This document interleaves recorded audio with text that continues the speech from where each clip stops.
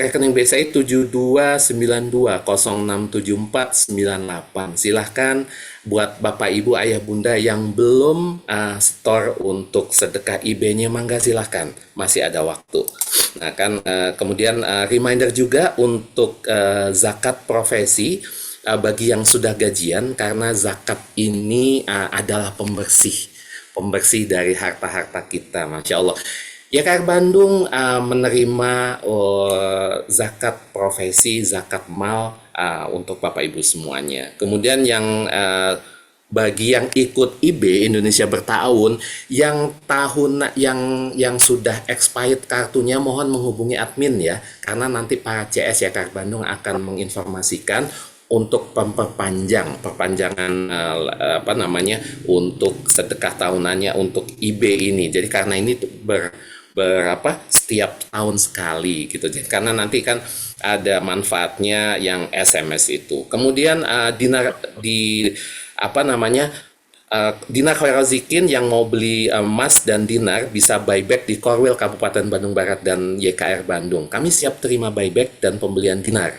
Jadi kemarin kita sudah melaksanakan halal bihalal di zaman keemasan. Jadi tentang bagaimana apa pentingnya menabung emas, karena ini adalah sudah sunatullah ketika di akhir zaman, maka dinar dan dirham itu menjadi salah satu toolsnya, dan itu sudah menjadi perintahnya Allah. Nah kemudian insya Allah nanti di tanggal 3 dan 4 kita akan adakan SHMR dan THMR yang ada di Korwil Kabupaten Bandung Barat. Insya Allah nanti saya dengan Ustadz Mulyana yang akan mengisi seminar hybrid magnet rezeki dan training hybrid magnet rezeki. Kemudian untuk coaching, kita juga akan ada program coaching offline dan recording in progress. Kita akan ke kajian offline bersama CTMR, Certified Trainer Magnet Rezeki, yang ada di Korwil, Kabupaten Bandung Barat. Nanti insya Allah di setiap hari Rabu dari jam 10 sampai jam 11. Nanti akan hadir membersamai ayah bunda semuanya. Kemudian juga akan ada insya Allah curhat bareng coaching Garputal khusus alumni TMR bersama Bunda Dina Indriani sebagai Ketua Korwil Kabupaten Bandung Barat dan Pembina Yayasan Khairozikin Bandung. Dan yang terakhir insya Allah nanti akan ada halal bihalal dialogue. Jadi dialogue khusus untuk para Gen Z, persembahan dari dunia keluarga Jaib bersama dengan Bunda Dina dan Raffi Alfaresi, salah satu influencer yang lagi hits sekarang. Nah, mangga silakan ayah bunda. Yang belum silakan untuk action nih. Ayo, silakan yang belum sedekah subuh. Mana ini? Yang belum sedekah subuh, kemudian yang belum zakatnya silahkan ditunaikan. Nah, nanti di link sudah ada nih. Sudah ada. Terima kasih Bunda Dwi Ismayanti yang sudah memberikan linknya. Sedekah subuh di link ini ya. Baik, kalau gitu siap. Sedekah subuh IB itu apa ya Pak Indra? Oke, sedekah subuh IB itu adalah jadi gini, YKR Bandung punya program namanya bekerja sama dengan Darut Tauhid adalah Indonesia Bertahun. Jadi program sedekah subuh ini punya manfaat. Jadi manfaatnya itu adalah SMS. SMS-nya adalah sehat, M-nya kemudian S-nya satu lagi adalah sakit. Nah jadi nanti kalau mau informasi lebih jelas nanti akan diinformasikan oleh para CS-nya. Mangga silakan dihubungi nomor yang ada di admin ini. Jadi mudah-mudahan ayah bunda punya manfaatnya. Dan satu lagi, ketika kita melakukan sedekah subuh secara rutin, guru kami mengajarkan bahwa ketika kita pagi itu ada dua malaikat nih. Ada dua malaikat, yang satu mendoakan, ya Allah berikanlah keberuntungan, berikanlah kesejahteraan, berikanlah keselamatan, berikanlah rizki yang berkah melimpah. Satu lagi malaikat di sisi kirinya adalah, ya Allah kalau dia nggak infak, dia nggak sedekah, bangkrutkan dia ya Allah. Nah makanya ini adalah pentingnya ketika kita beristiqomah, walaupun hanya cuman misalnya 2.000 atau 1.000 pun mangga silahkan, tapi tiap hari. Intinya ketika kita istiqomah kasih dekat tiap hari, maka tidak akan didoakan dibangkrutkan oleh Allah. Nah, di YKR Bandung ini kami memfasilitasi ayah bunda semuanya yang ingin menyalurkan sedekah subuhnya supaya tidak didoakan dibangkrutkan sama malaikat, maka tiap hari Jumat kami menerima, nggak tiap hari Jumat, kalaupun misalnya ada waktu, maka silahkan mau datang offline ataupun mau transfer silahkan. Ada di rekening ini ya Bunda Bapak Ibu semuanya di 7292064498. Masya Allah. Oke, sepertinya Ustadz guru kita sudah hadir di sini.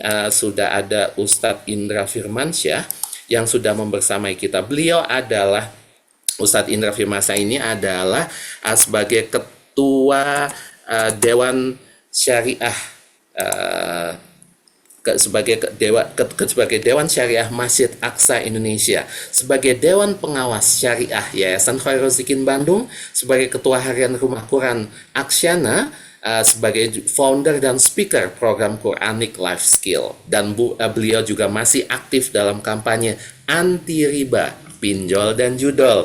Masya Allah. Tanpa berlama-lama kita sambut guru kita yang sudah hadir hari ini bersama dengan Ustadz Indra Firmansyah. Silakan Ustadz Indra, selamat datang. Masya Allah. Ahlan Ustadz. Ya, Assalamualaikum warahmatullahi wabarakatuh. Apa kabar Pak Indra? Waalaikumsalam warahmatullahi wabarakatuh. Alhamdulillah, luar biasa, dahsyat, ajaib Ustadz. Ya. Qadarullah. Saya harus ada di Masjid Imanuddin jam 9 pagi. Dan kalau saya online-nya dari rumah, nanti nggak keburu nyampe ke sini. Karena kan selesai kajian ini kurang lebih jam 9-an. Gitu. Jadi saya sudah ada di lokasi di Bintaro, di Masjid Imanuddin. Tapi qadarullah di masjidnya ramai. Jadi terpaksa saya online di dalam masjid, di dalam mobil. Tapi mudah-mudahan tidak mengurangi semangat kita untuk belajar ya. Karena posisi nggak penting. Karena posisi pengajian nggak penting, yang penting duduk di sebelah siapa, gitu kan ya Pak Indra ya? Ya Ustaz. Gitu kan, duduk sebelah siapa, akhirnya dari jawabannya Pak dapat semua, nyontek berarti ya. Baik, kita mulai ya. A'udzubillahiminasyaitonirrajim. Bismillahirrahmanirrahim. Assalamualaikum warahmatullahi wabarakatuh. Waalaikumsalam warahmatullahi wabarakatuh. Alhamdulillahirrabbilalamin. Alhamdulillahilladzi khalaqal mauta wal hayata liyabluwakum ayyukum ahsanu amala wa huwal azizul ghafur. Asyhadu an la ilaha illallah wa la syarikalah takriran bihi wa tauhidan wa asyhadu anna Muhammadan abduhu wa rasuluh la nabiyya ba'dah. Allahumma la sahla illa ma ja'altahu sahla wa anta taz'alul hazna idza syi'ta sahla. Qala rabbi israh li sadri wa yassir li amri wahlul 'uqdatam min lisani yafqahu qawli, amma ba'd. Mari kita mulai dengan sama-sama bersyukur kepada Allah atas semua takdir terbaik yang Allah berikan kepada kita.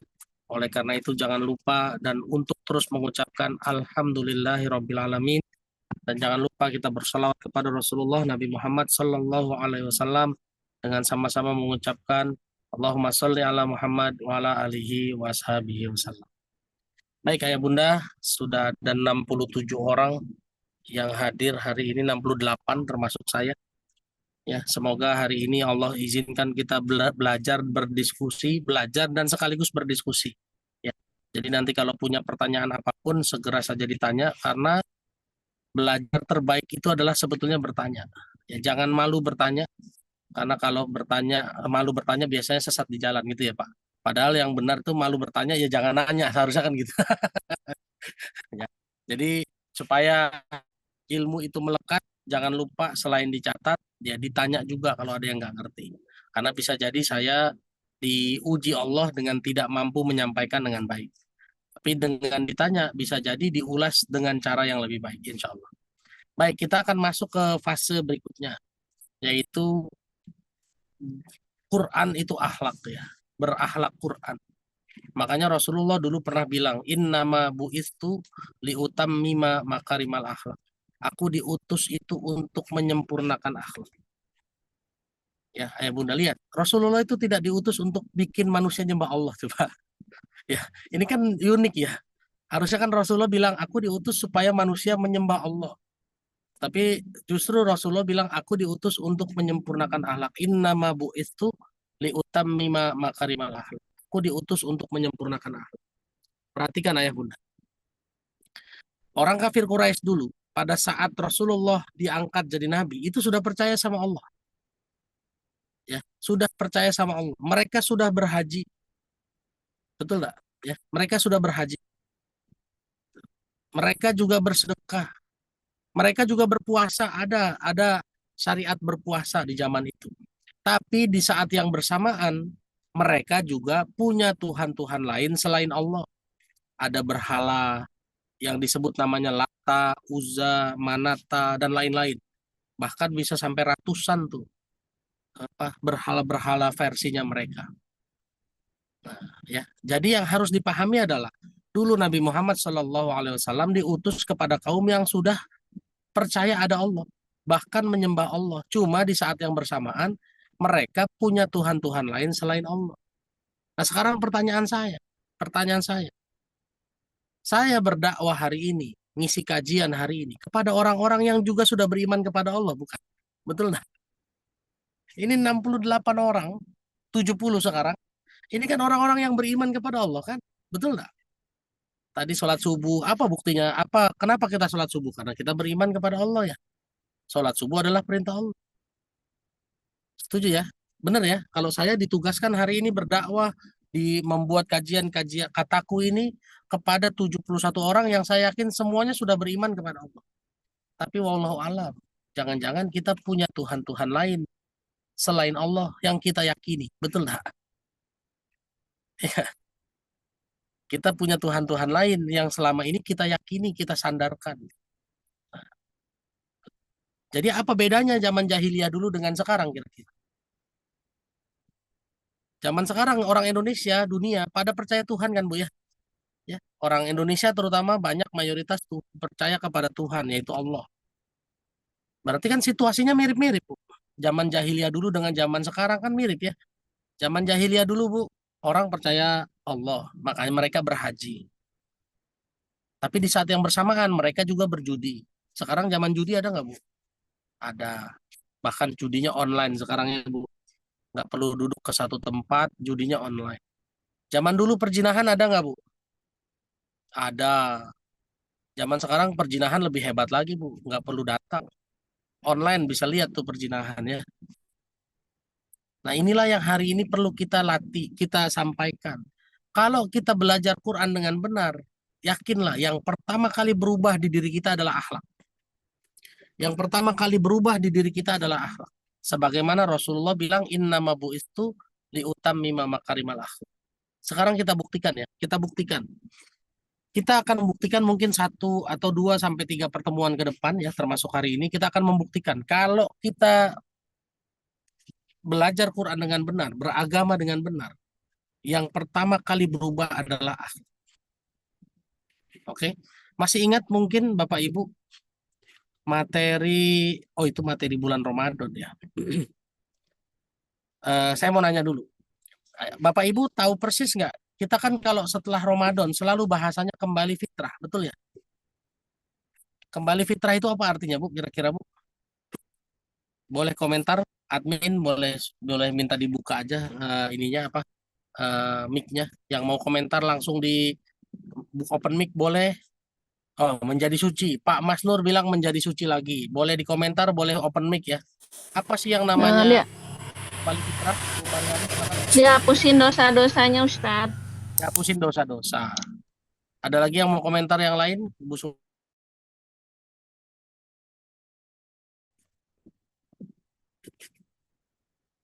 kembali suci. Bu Murdaningsi di Bandar Tinggi. Kembali suci.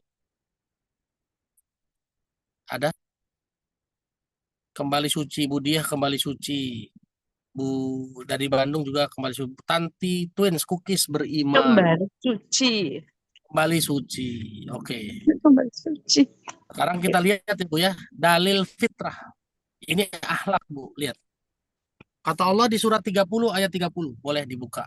Silakan yang mau baca silakan. Surat 30 ayat 30.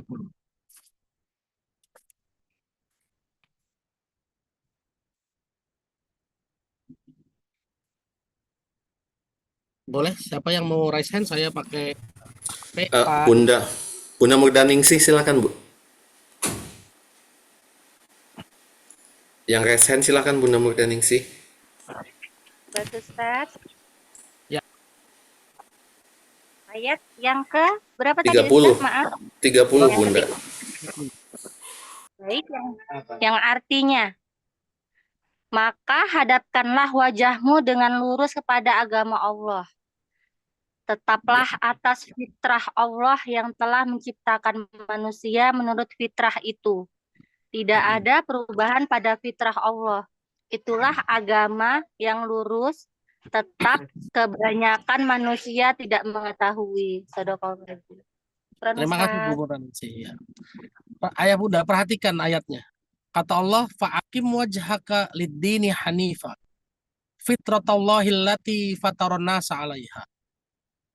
Kata Allah, maka hadapkanlah wajahmu kepada agama yang lurus. Sesuai fitrah Allah yang mana manusia telah diciptakan sesuai fitrah tersebut. Berarti fitrahnya manusia ngapain Bu kira-kira? Kalau berdasarkan ayat ini. Harus kembali ke Ada yang jalan bisa yang menyimpulkan? benar ya Ustaz ya. Fitrahnya manusia itu beragama yang benar, Pak. Beragama yang lurus. Ya, makanya Allah perintahnya apa? Fa'akim wajhaka. Kembalilah ke jalan, ke agama. Hadapkanlah wajahmu lid-dini hanifa. Kepada agama yang lurus. Fitrat Allah sesuai fitrah Allah. Allati fataron nasa 'alaiha. Sebagaimana manusia diciptakan atas fitrah tersebut. Nah, itu dia, Pak. Jadi fitrah manusia itu sebetulnya beragama. Tapi beragamanya yang lurus. La tabdila li khalqillah. Tidak ada perubahan dalam ciptaan Allah. Jadi manusia mau dari lahir sampai dewasa, sampai meninggal, sampai tua, itu fitrahnya tetap sama, Pak. Fitrahnya beragama. Nah, sekarang kita lihat, apa hubungannya beragama yang lurus dengan akhlak? Bapak Ibu, sekarang saya mau tanya dulu. Sholat itu bisa nggak dipakai buat pamer? Sholat bisa nggak dipakai buat pamer? Pencitraan. Bisa Pak Ustaz. Tidak bisa Bisa. Pak Ustadz. Bisa, Ustaz. Bisa Ustaz. Bisa banget. Sangat bisa ya. Nih, kita buktikan. Kita buktikan. Bapak Ibu, kalau sholat di masjid sama sholat di rumah, mana kualitas sholat yang lebih baik? Di masjid apa di rumah? Di Masjid. masjid Pak Ustadz. Kalau sholat sendiri di rumah, Banyak gangguan. Kadang suka lupa. kecepatan sholat di masjid sama sholat di rumah, mana lebih cepat? Kalau sendirian apa berjamaah? Di Pak rumah. di rumah. Rumah. Itu ciri, Bapak. Itu salah satu ciri bahwa pada saat sholat di rumah, kualitas sholat kita nggak lebih bagus dibanding sholat kita di masjid. Atau gini deh, gini. Pernah nggak ngelihat imam sholat maghrib atau sholat isya, terutama sholat maghrib dan sholat isya. Rokaat pertama, rokaat kedua, sama rokaat ketiga dan rokaat keempat, biasanya kecepatannya beda. Betul nggak? Betul. Ya. Rokaat pertama, rokaat kedua lambat. Begitu masuk rokaat ketiga, kita baru baca ihdinas siratal mustaqim. Imam udah ruku. Pernah nggak begitu? Nah, Nah, kenapa itu kira-kira? karena sudah Ya karena kan berarti dia tidak konsisten, ya kan dia tidak sama kualitasnya tuh. Pada saat jadi imam yang bersuara, ada sesuatu yang harus dia tunjukkan, betul nggak? Makanya dia ngomongnya bacanya pelan-pelan. Bismillahirrahmanirrahim. Alhamdulillahirabbil alamin. Betul nggak? Tapi begitu sholatnya nggak bunyi, meskipun jadi imam, dia pakai bacaannya sendiri. Bismillahirrahmanirrahim. Alhamdulillahirabbil alamin arrahmanirrahim maliki yaumiddin. Makanya kita yang jadi makmum baru ihdinas siratal mustaqim tiba-tiba udah ruku ketinggalan kita. Betul nggak? Ya, terkadang betul ya, begitu ya kejadiannya pernah begitu kan? Sering. Di sini ada akhlak ayah bunda. Di sini ada akhlak. Kalau kita beribadahnya lurus kepada Allah saja, seharusnya sholat sendiri, apa sholat rame-rame, kualitasnya kan harusnya tetap sama. Betul nggak? ya Sekarang saya tanya lagi yang kedua. Kalau sholat di masjid, saya yakin tuh Abah, Pak Fasa Yuda, kalau ke masjid Pak, Bapak saya yakin pakai baju lebih baik daripada sholat sendiri di rumah. Betul nggak? Ya, betul. Iya. Ibu-ibu kalau sholatnya di masjid, mungkin dalemannya baju bagus, Bu, pakai mukena lagi. Kalau di rumah, Daster. ya bisa jadi daster, bisa jadi ada yang lebih parah lagi nggak pakai daleman, langsung pakai mukena. Betul nggak? Enggak langsung. Ah, iya, kalau ibu alhamdulillah nggak. Tapi pernah nggak ada orang yang begitu? Pernah lihat nggak kira-kira? Ah, iya. Ini kan akhlak ya Bapak Ibu ya, betul nggak? Harusnya kalau kita punya akhlak yang baik, kalau kita beriman kepada Allah, sholat di masjid sama sholat di rumah, kualitas pakaian yang kita pakai kan harusnya sama. Betul nggak? Karena kita mau menghadap Allah. Betul nggak? Kalau kita beragama yang fitrah lurus kepada Allah, berarti kan kesimpulannya perilaku kita pada saat sholat sendiri sama sholat berjamaah di masjid harusnya kan sama, tidak ada yang beda. Betul nggak Bu? Pada saat kita bersedekah, bersedekah diam-diam sama bersedekah terang-terangan, kan harusnya kan sikap kita sama, betul nggak? Pada saat bersedekah diam-diam nggak ada yang tahu, berarti kita nggak bisa pamer, nggak bisa sombong, nggak bisa riak. Lah pada saat kita bersedekah bilang-bilang, ngasih tahu dengan tujuan dakwah, seharusnya kan tetap sama, tidak sombong, tidak riak, tidak pamer, betul nggak? Ini kan akhlak, ya kan? Nah, jadi kalau manusia hari ini beragama yang lurus, menjalankan perintah Allah yang lurus sesuai fitrahnya, dia akan punya akhlak yang baik sekali. Akhlak yang baik sekali. Nah, inilah yang mau saya sampaikan hari ini. 2 sampai 3 pertemuan ke depan. Bagaimana Al-Quran itu kalau kita belajar Quran dengan benar, beragama yang lurus, nomor 1 yang berubah adalah akhlak. Dan kita akan buktikan sekarang. Bapak Ibu, surat Al-Fatihah. Surat Al-Fatihah itu dimulai dengan Bismillahirrahmanirrahim. Apa artinya kira-kira? Apa maksudnya kira-kira? Boleh kalau ada yang mau komentar? Surat Al-Quran 114 surat dimulai dengan Al-Fatihah, dimulai dengan Bismillahirrahmanirrahim. Silahkan yang mau komen atau yang resen dulu kali Ustadz. Bunda Diah Pusparini dari Tegal. Silahkan Bun. Dia raisannya mau baca ayat, belum baca ayat. Sob. Oh, siap. Oke. Ya, Yang lain ya, mungkin boleh. Kita diskusi ya Bapak Ibu ya.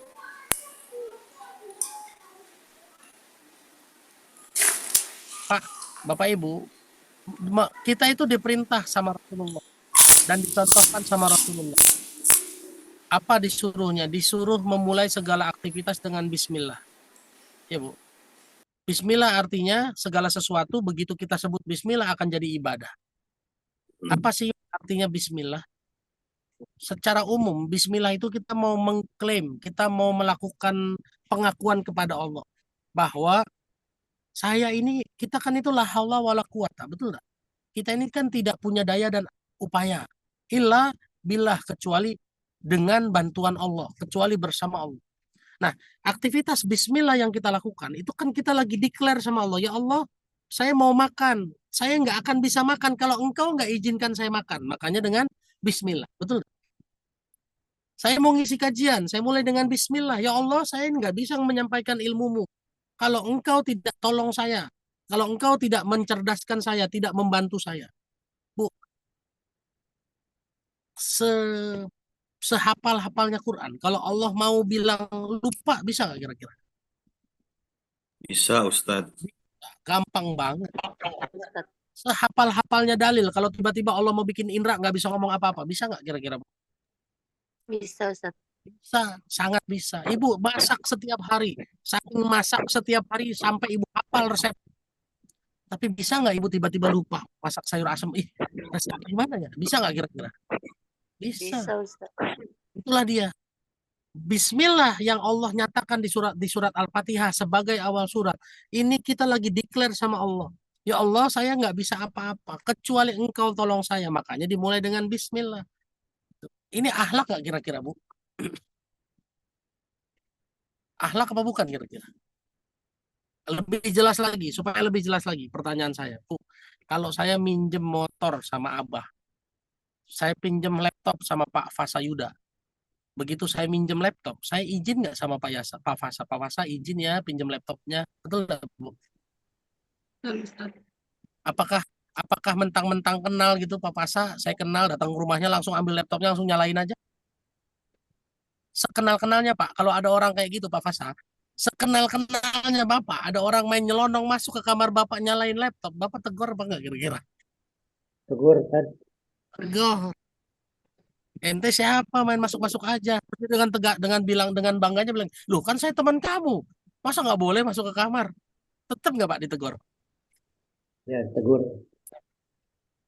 Ya, itu menunjukkan akhlak kan. Kalau saya datang ke tempat Bapak lalu bilang Pak Fasa izin ke toilet ya, itu akhlak bukan? Kenapa saya izin? Karena toilet itu ada di rumah Bapak. Berarti milik Bapak. Sekarang pertanyaan saya, tangan ini punya siapa? Punya kita apa punya Allah?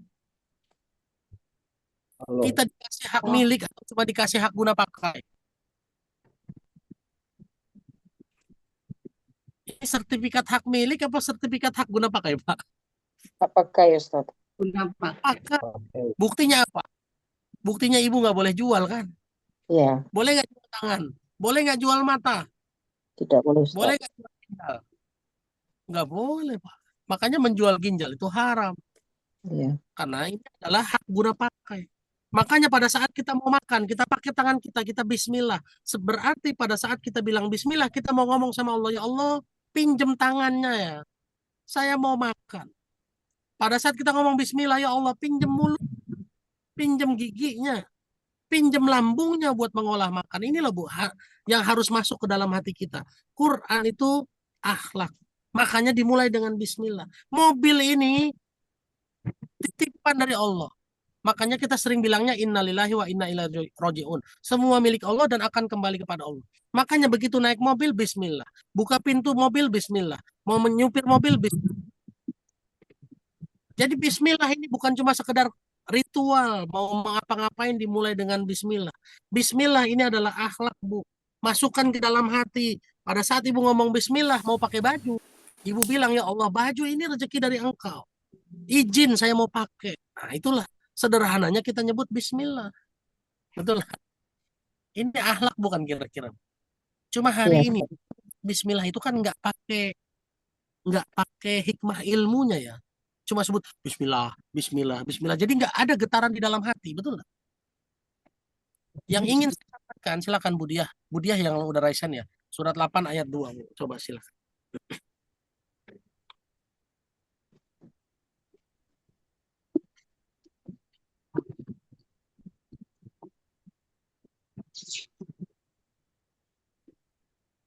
Surat 8 ayat 2.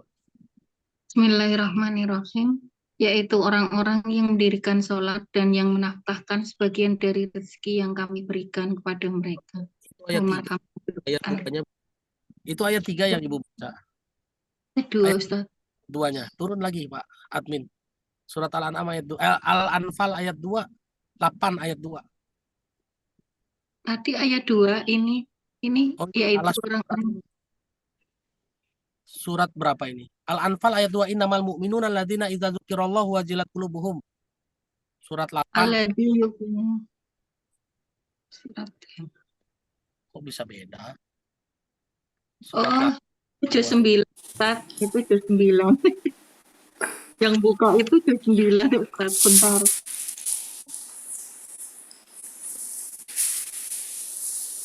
Surat Al-Anfal, Bunda. Ayat 2. Bismillahirrahmanirrahim. Sesungguhnya orang-orang yang beriman adalah mereka yang sama Allah gemetar hatinya. Dan apabila dibacakan ayat-ayatnya kepada mereka, bertambah kuat imannya dan hanya kepada Tuhan mereka bertawakal. Wahummarham Quran. Terima kasih Ustaz. Terima kasih Budia. Ini yang mau saya sampaikan, Pak. Sesungguhnya orang beriman itu adalah kalau disebut nama Allah bergetar hatinya.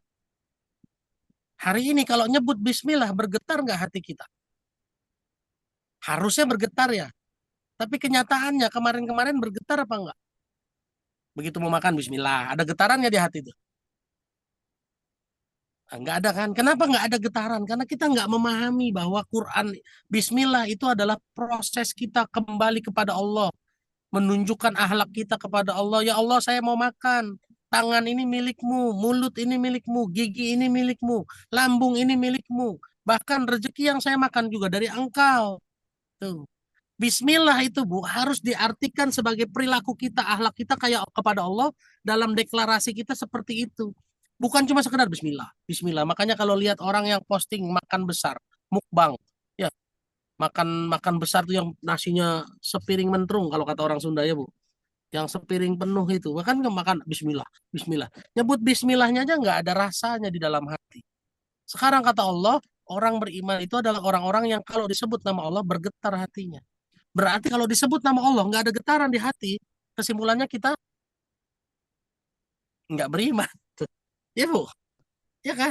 Inilah yang mau saya tunjukkan melalui apa? Dengan izin Allah saya berikhtiar menunjukkan bahwa kalau kita nyebut bismillah, bismillah itu bukan cuma ritual nyebut Bu. Bukan cuma ritual kayak jampe-jampe yang dilakukan sebelum melakukan aktivitas, bukan. Bismillah itu adalah proses kembali kepada Allah, meskipun cuma sebentar, sebagai deklarasi, ya Allah, bahwa yang kita lakukan, saya naik mobil, mobilnya milik engkau. Perjalanannya engkau yang atur. Di perjalanannya lancar atau enggak, engkau yang atur. Ini akhlak Bu, betul enggak? Betul enggak Bu? Coba Bu Diah, begitu Ibu susun makanan di atas meja. Anak-anak pas duduk di meja, mau makan bilang makasih Bunda udah masakin Bu. Kira-kira Bu, bahagia nggak Bu punya anak kayak gitu Bu? Senang Ustaz. Banget. Bergetar nggak Bu hati Ibu pada saat anak Ibu bilang, Bunda makasih banyak makanannya ya. Senang Ustaz. Senang banget. Itu kan proses kembali kan. Kembali mana anak kita berterima kasih kepada orang tuanya. Tapi hari ini kita ajarin anak kita berterima kasih kepada kita sebagai orang tua, tapi lupa berterima kasih kepada Allah. Betul lah. Inilah. Jadi akhlak pertama, Allah ajarkan kita lewat bismillah. Ya. Apa bukti lain?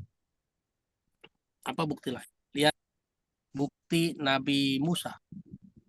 Bu, Nabi Musa tongkatnya bisa berubah jadi ular. Ya.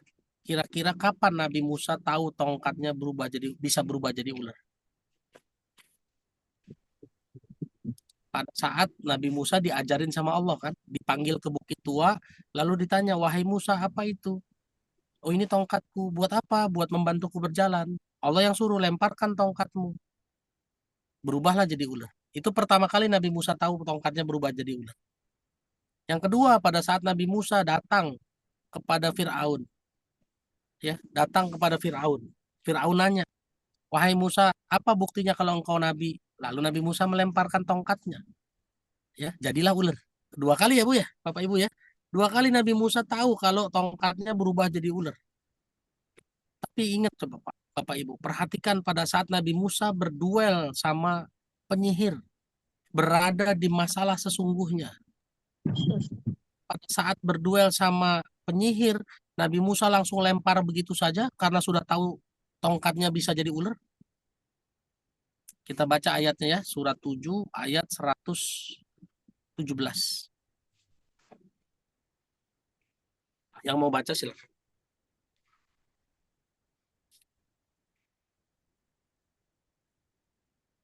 Ada yang mau baca silakan. Surat 7 ayat 117. Saya Ustaz insya Allah. Enggak Bu, silakan. Ayat Al-A'raf ya. Ya. Kami wahyukan kepada Musa, lemparkanlah tongkatmu. Maka tiba-tiba ia menelan habis segala kepalsuan mereka. Ya. Lihat. Kata Allah di surat 7 ayat 117. Wa auhayna ila Musa an alqi asad. Kami wahyukan kepada Nabi Musa untuk melemparkan tongkatnya. Bu, begitu di masalah sesungguhnya, Nabi Musa nggak langsung lempar. Padahal dia tahu kalau tongkatnya bisa berubah jadi ular. Siapa yang ngajarin? Allah juga yang ngajarinnya. Tapi pada saat di masalah sesungguhnya, dia nggak langsung lempar. Dia ada sepersekian detik, dia kembali kepada Allah. Ya, inilah yang disebut fazkuruni azkurkum. Ingatlah aku, maka aku akan ingat kamu. Inilah yang dengan Rasulullah contohkan dengan bismillah. Kembali dulu ke Allah. Inilah akhlaknya. Akhlaknya Nabi Musa. Meskipun Nabi Musa tahu tongkatnya bisa berubah jadi ular, Tapi dia nggak asal lempar. Dia nggak langsung lempar. Dia datang dulu ke Allah sebagai bentuk penghambaan. Ya Allah, bagaimana ini? Saya berduel. Kata Allah, lemparkan tongkat. Jadi ayah bunda hari ini yang mau makan, kita semua tahu bisa. Kita semua tahu tangan kita bisa dipakai buat ngangkat nasi. Tangan kita bisa dipakai buat ngangkat nasi masuk ke mulut. Kita semua tahu. Dan kita udah terlatih untuk itu. Betul nggak? Tapi kita lupa kembali dulu kepada Allah. Dengan bilang sama Allah, ya Allah, izinkan pinjem tangannya. Izinkan pinjem giginya buat ngegigit makanan. Izinkan pinjem lambungnya untuk mengolah makanan. Disederhanakan dengan bismillah. Bismillah adalah akhlak kita kembali kepada Allah. Kalau bisa dipraktikkan kayak gini. Begitu nyebut bismillah ada getaran dalam hati, Pak. Coba aja praktek. Coba aja praktek. Ini Allah ajarkan di surat Al-Fatihah. Ayat 1. Bismillahirrahmanirrahim. Dengan nama Allah yang maha pengasih dan penyayang. Karena Allah maha pengasih dan penyayang, makanya saya diizinkan makan. Didatangkan rezekinya. Ya. Ini akhlak bukan? Akhlak ya luar biasa ya. Oke. Dan lihat yang kedua, setelah Bismillahirrahmanirrahim, ayat keduanya langsung Alhamdulillahirabbil alamin. Pak, begitu kita melakukan sesuatu dimulai dengan izin kepada Allah, apapun hasilnya yang dipuji langsung siapa? Yang dipuji Allah lagi, Pak. Makanya Alhamdulillahirabbil alamin, segala puji bagi Allah. Siapa kita? Kita bukan siapa-siapa. Ini akhlak luar biasa. Memulai minta izin ke Allah dengan bismillah, setelah dipraktekkan, setelah dikerjain langsung kita puji alhamdulillah, segala puji bagi Allah. Ini kira-kira akhlak apa bukan, Pak? Ya, akhlak apa bukan nih kira-kira nih? Ya kan? Dan akhlak ini kalau bisa diterapkan ke Allah, kira-kira ke manusia, kita bisa terapkan juga apa enggak, Pak? Manusia yang punya akhlak baik ke Allah, kira-kira ke manusia lagi, lebih baik lagi nggak tuh akhlaknya? Lebih baik, Ustadz. Hanya mempraktekkan Bismillahirrahmanirrahim dan Alhamdulillahirabbil alamin di surat Al-Baqarah, di surat Al-Fatihah ayat 1 dan 2, kita bisa punya akhlak yang baik kepada Allah. Ini akhlak luar biasa. Bapak Ibu mau ikut kajian, bismillah dulu. Bismillah sebagai bukti, ya Allah, pinjam kursinya. Pinjam badannya, pinjam otaknya, pinjam matanya buat memperhatikan ilmu yang diajarkan. Selesai, ngerti nggak ngerti, ngerti 100% atau 50%, bisa ikut 100% atau ada halangan di jalan, bisa ikut sampai selesai atau di tengah jalan harus pamit duluan, tetap yang dipuji siapa? Alhamdulillah, yang dipuji Allah. Ini akhlak apa bukan kira-kira? Ya Bapak Ibu ya, kita mulai dari sini nih. Kita mulai dari sini bahwa akhlak kepada Allah. Makanya karyawan meskipun dia bebas masuk ke kantor, tetap aja begitu masuk suruh absen dulu, Pak. Itu kan izin masuk, tanda dia masuk mulai kerja, jeger, bener gak? Begitu pulang dia absen lagi, tanda dia sudah pulang, jeger. Boleh nggak kalau selanang selonong aja? Yang selanang selonong biasanya yang levelnya atas ya, Pak. Yang punya yang levelnya eksekutif, bahkan eksekutif pun sekarang ya, saya punya teman jadi direktur BUMN, tetap dia absen tuh sama menteri BUMN lewat apa? Lewat WA. Karena ada grup ya, ada grup direksi dibuat sama menteri BUMN. Absen Pak, hadir hari ini, coba by WA. Coba ya. Jadi ayah bunda, Quran itu kalau kita pelajari dengan seksama, nomor satu yang berubah adalah akhlak.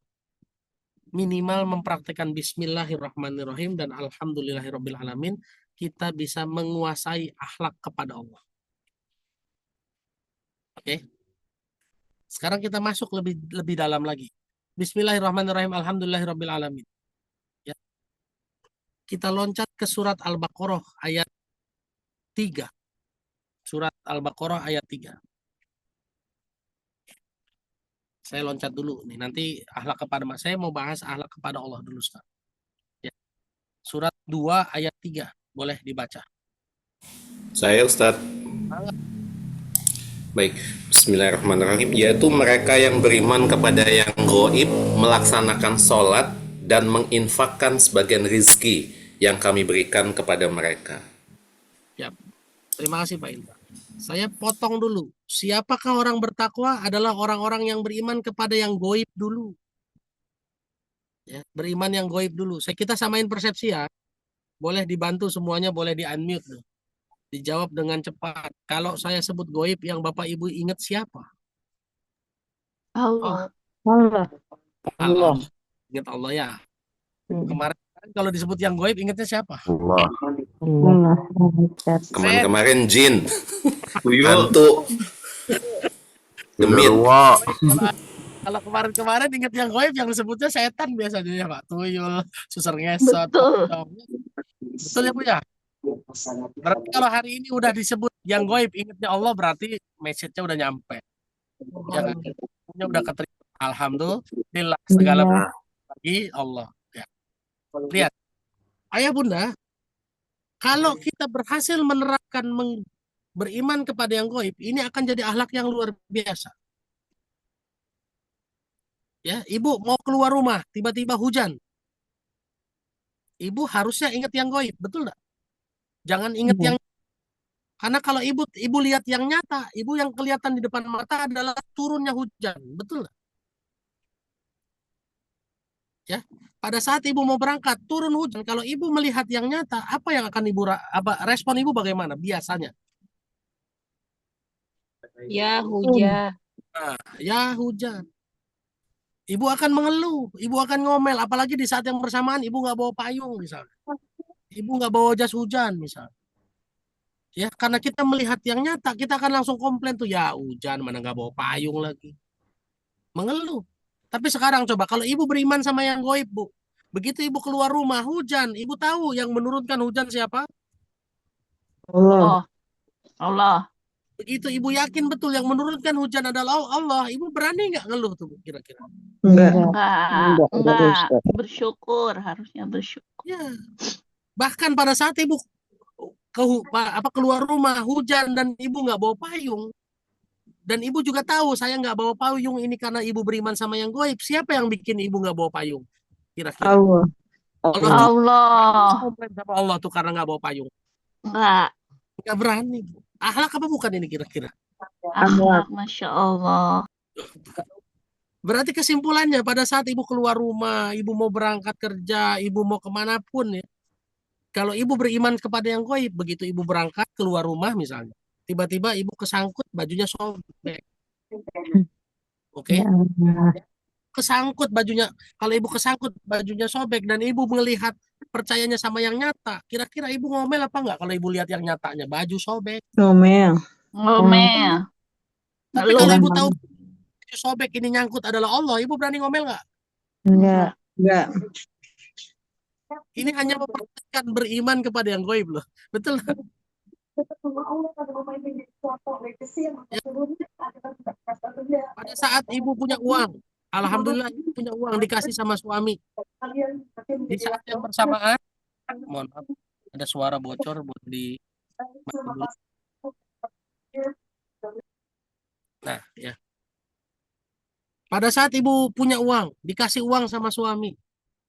Ya.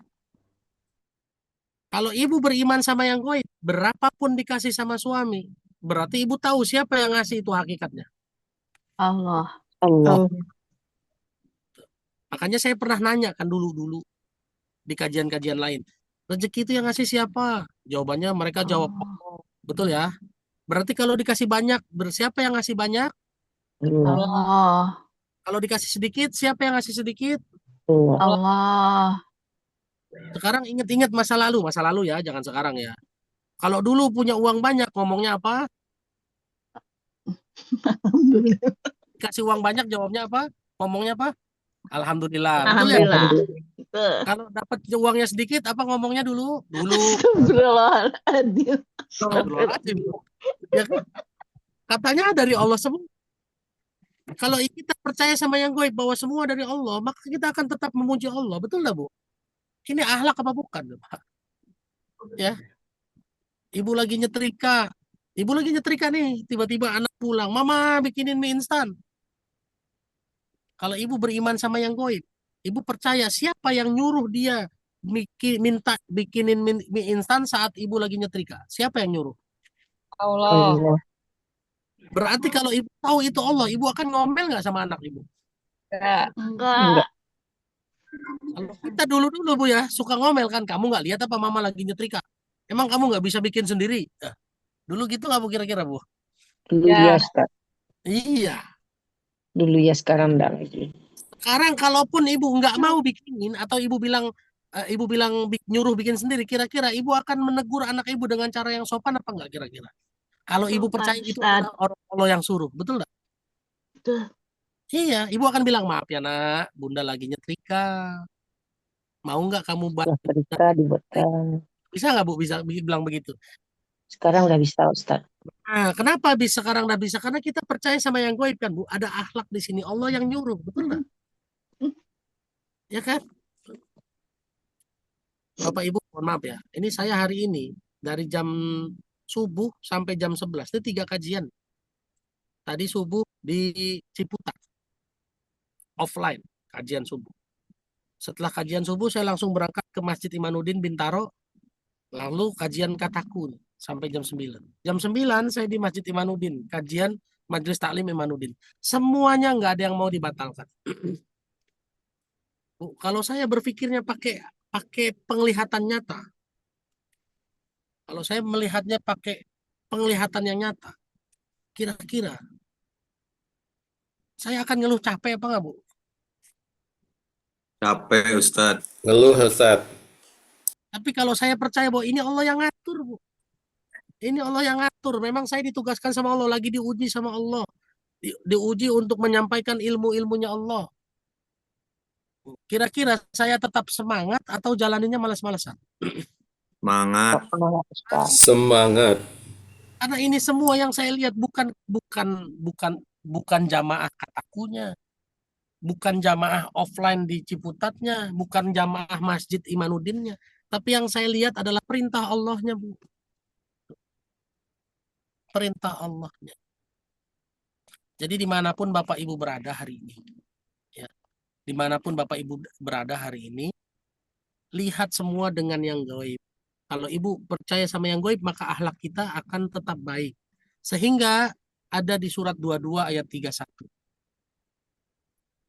Ya, ini bisa Ibu Bapak Ibu terapkan dengan maksimal kalau kita beriman sama yang gaib. Karena ini akhlak. Silakan. Surat berapa Ustaz? 22 31. Surat 22. Saya Ustadz, Panggil Bu, silakan. 22 ayat 1 ya? 31. Oh, 31. Bentar. 31. Beribadahlah dengan ikhlas kepada Allah tanpa menyekutukannya. Barang siapa menyekutukan Allah, maka seakan-akan dia jatuh dari langit, lalu disambar oleh burung atau diterbangkan angin ke tempat yang jauh. Lihat Bu. Kalau kita beriman yang gaib, kita akan mampu beribadah sepenuh hati. Beribadah ikhlas tanpa menyekutukan sesuatu. Coba bayangkan Bu, mohon maaf ya. Kalau isi kajian ini saya sandarkan dengan disekutukan dengan sesuatu. Kira-kira kalau ngisi kajian suka disekutukannya dengan apa kira-kira? Sambil ngerjain kerjaan rumah. Ya, kalau contoh saya ngisi kajian, Bu. Kalau saya ngisi kajian, lalu saya ngisi kajiannya saya sekutukan dengan sesuatu, kira-kira disekutukannya dengan apa? Uang. Uang. Honor, Bayarannya, Pak Ustaz. Ustaz. Honor. Dengan amplop, ya kan Bu ya? Coba, kalau saya ngisi kajiannya saya sekutukan dengan amplop, Bu. Ya, saya sekutukan dengan amplop, kira-kira Bu, bisa nggak mengisi kajiannya sepenuh hati? Enggak. Bisa nggak ngisi kajiannya ikhlas? Sepenuh amplop Ustaz. Ini jadi istri, disekutukannya dengan uang yang suami kasihkan bulanan. Kalau suami ngasihnya sedikit, bisa nggak ibu jadi istri yang ikhlas? Nggak bakalan bisa. Nanti ketemunya apa? Ada uang abang sayang, tidak ada uang abang ditendang. Abang ditendang. Abang ditendang. Kenapa jargon itu bisa terjadi? Karena jadi istrinya tidak ikhlas. Karena yang dilihat adalah suami. Ini suami nih, saya udah nyuciin dia, saya udah masakin buat dia, saya udah nemenin tidur dia. Dia harus ngasih apa ke saya? Padahal kita didatangkan suami itu kan lihat yang goib. Siapa yang bikin kalau suami kita dia? Allah. Siapa yang bikin suami kita rezekinya segitu? Allah. Betul nggak? Ya. Lihat yang goib, Bu. Kalau kita bisa mempraktekkan 3 saja. Bismillah, alhamdulillah, lalu beriman sama yang goib. Ini akhlak kepada Allah. Otomatis akhlak kita kepada manusia akan baik. Ya. Sepakat nggak kira-kira? Nah, teman-teman yang hari ini mengabdi di YKR, kalau bekerja di YKR 100% disandarkan kepada gaji, bisa nggak berkhidmat 100% ikhlas? Nggak bisa. Bapak Ibu hari ini kalau ikut kajian di Kataku, apalagi tadi ada YKR bekerja sama dengan YKR bertahun, Indonesia bertahun, YKR IB. Bisa nggak bersedekah rutin, istiqomah, ikhlas? Nggak bisa. Maka ingatlah yang goib, Bapak Ibu. Ingatlah yang goib, bahwa semua ini Allah yang ngatur, semua ini Allah yang bikin. Kalau semua kita yakin bahwa semua ini Allah yang bikin, maka kita bisa berbakti, beribadah, menghamba dengan ikhlas, totalitas, tanpa mempersekutukan sesuatu. Dan kita bisa bersikap baik sama anak. Begitu anak ngambek, langsung di kepala, yang bikin dia ngambek, ini Allah. Ujian buat saya. Saya tetap tegur, tapi dengan cara yang baik. Betul nggak? Tetap harus ditegur nggak, Bu? Kalau anak ngambek kan tetap harus ditegur kan? Tapi negurnya nggak kayak kemarin.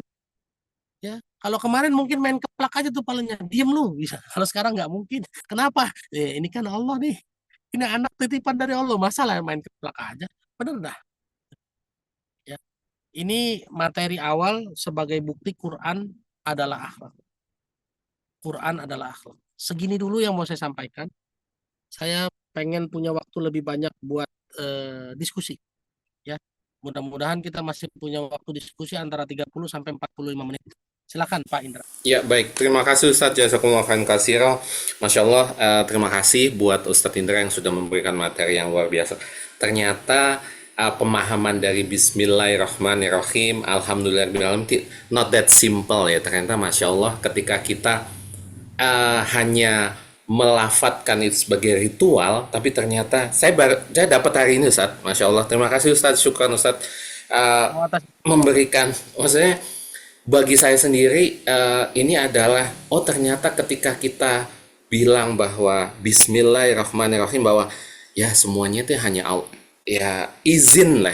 Kalau kita izin tuh kayaknya lebih benar, bisa merinding, bisa apa ya, bisa kita lebih ini lagi, lebih bisa ikhlas lagi menerima bahwa semua apapun yang terjadi ternyata Allah, dan kita hanya sebagai wayangnya lah. Baik, terima kasih Ustadz. Izin untuk reminder lagi, tadi Ustadz Indra juga udah informasikan bahwa Indonesia Bertahun, YKR Bandung bekerja sama dengan Indonesia Bertahun, melayani ayah bunda semuanya yang ingin menyalurkan sedekah subuhnya.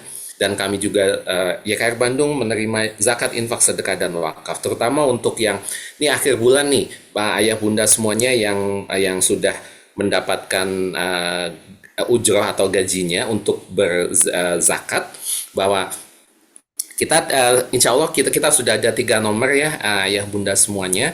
Jadi ada yang khusus zakat, kemudian zakat, sedekah, dan wakaf. Nah, izin saya update untuk perkembangan dari sekolah untuk bangunan. Yanda Fajrin boleh izin kita update untuk bangunan. Alhamdulillah per tanggal 18 April kemarin ayah bunda atas kontribusi dan zakat, infak, sedekah Bapak Ibu semuanya di sini per tanggal 18 April kita sudah terbayar 1.052.000.000. Jadi sudah 81%. Alhamdulillah, terima kasih. Jazakumullah khairan katsira Ayah Bunda.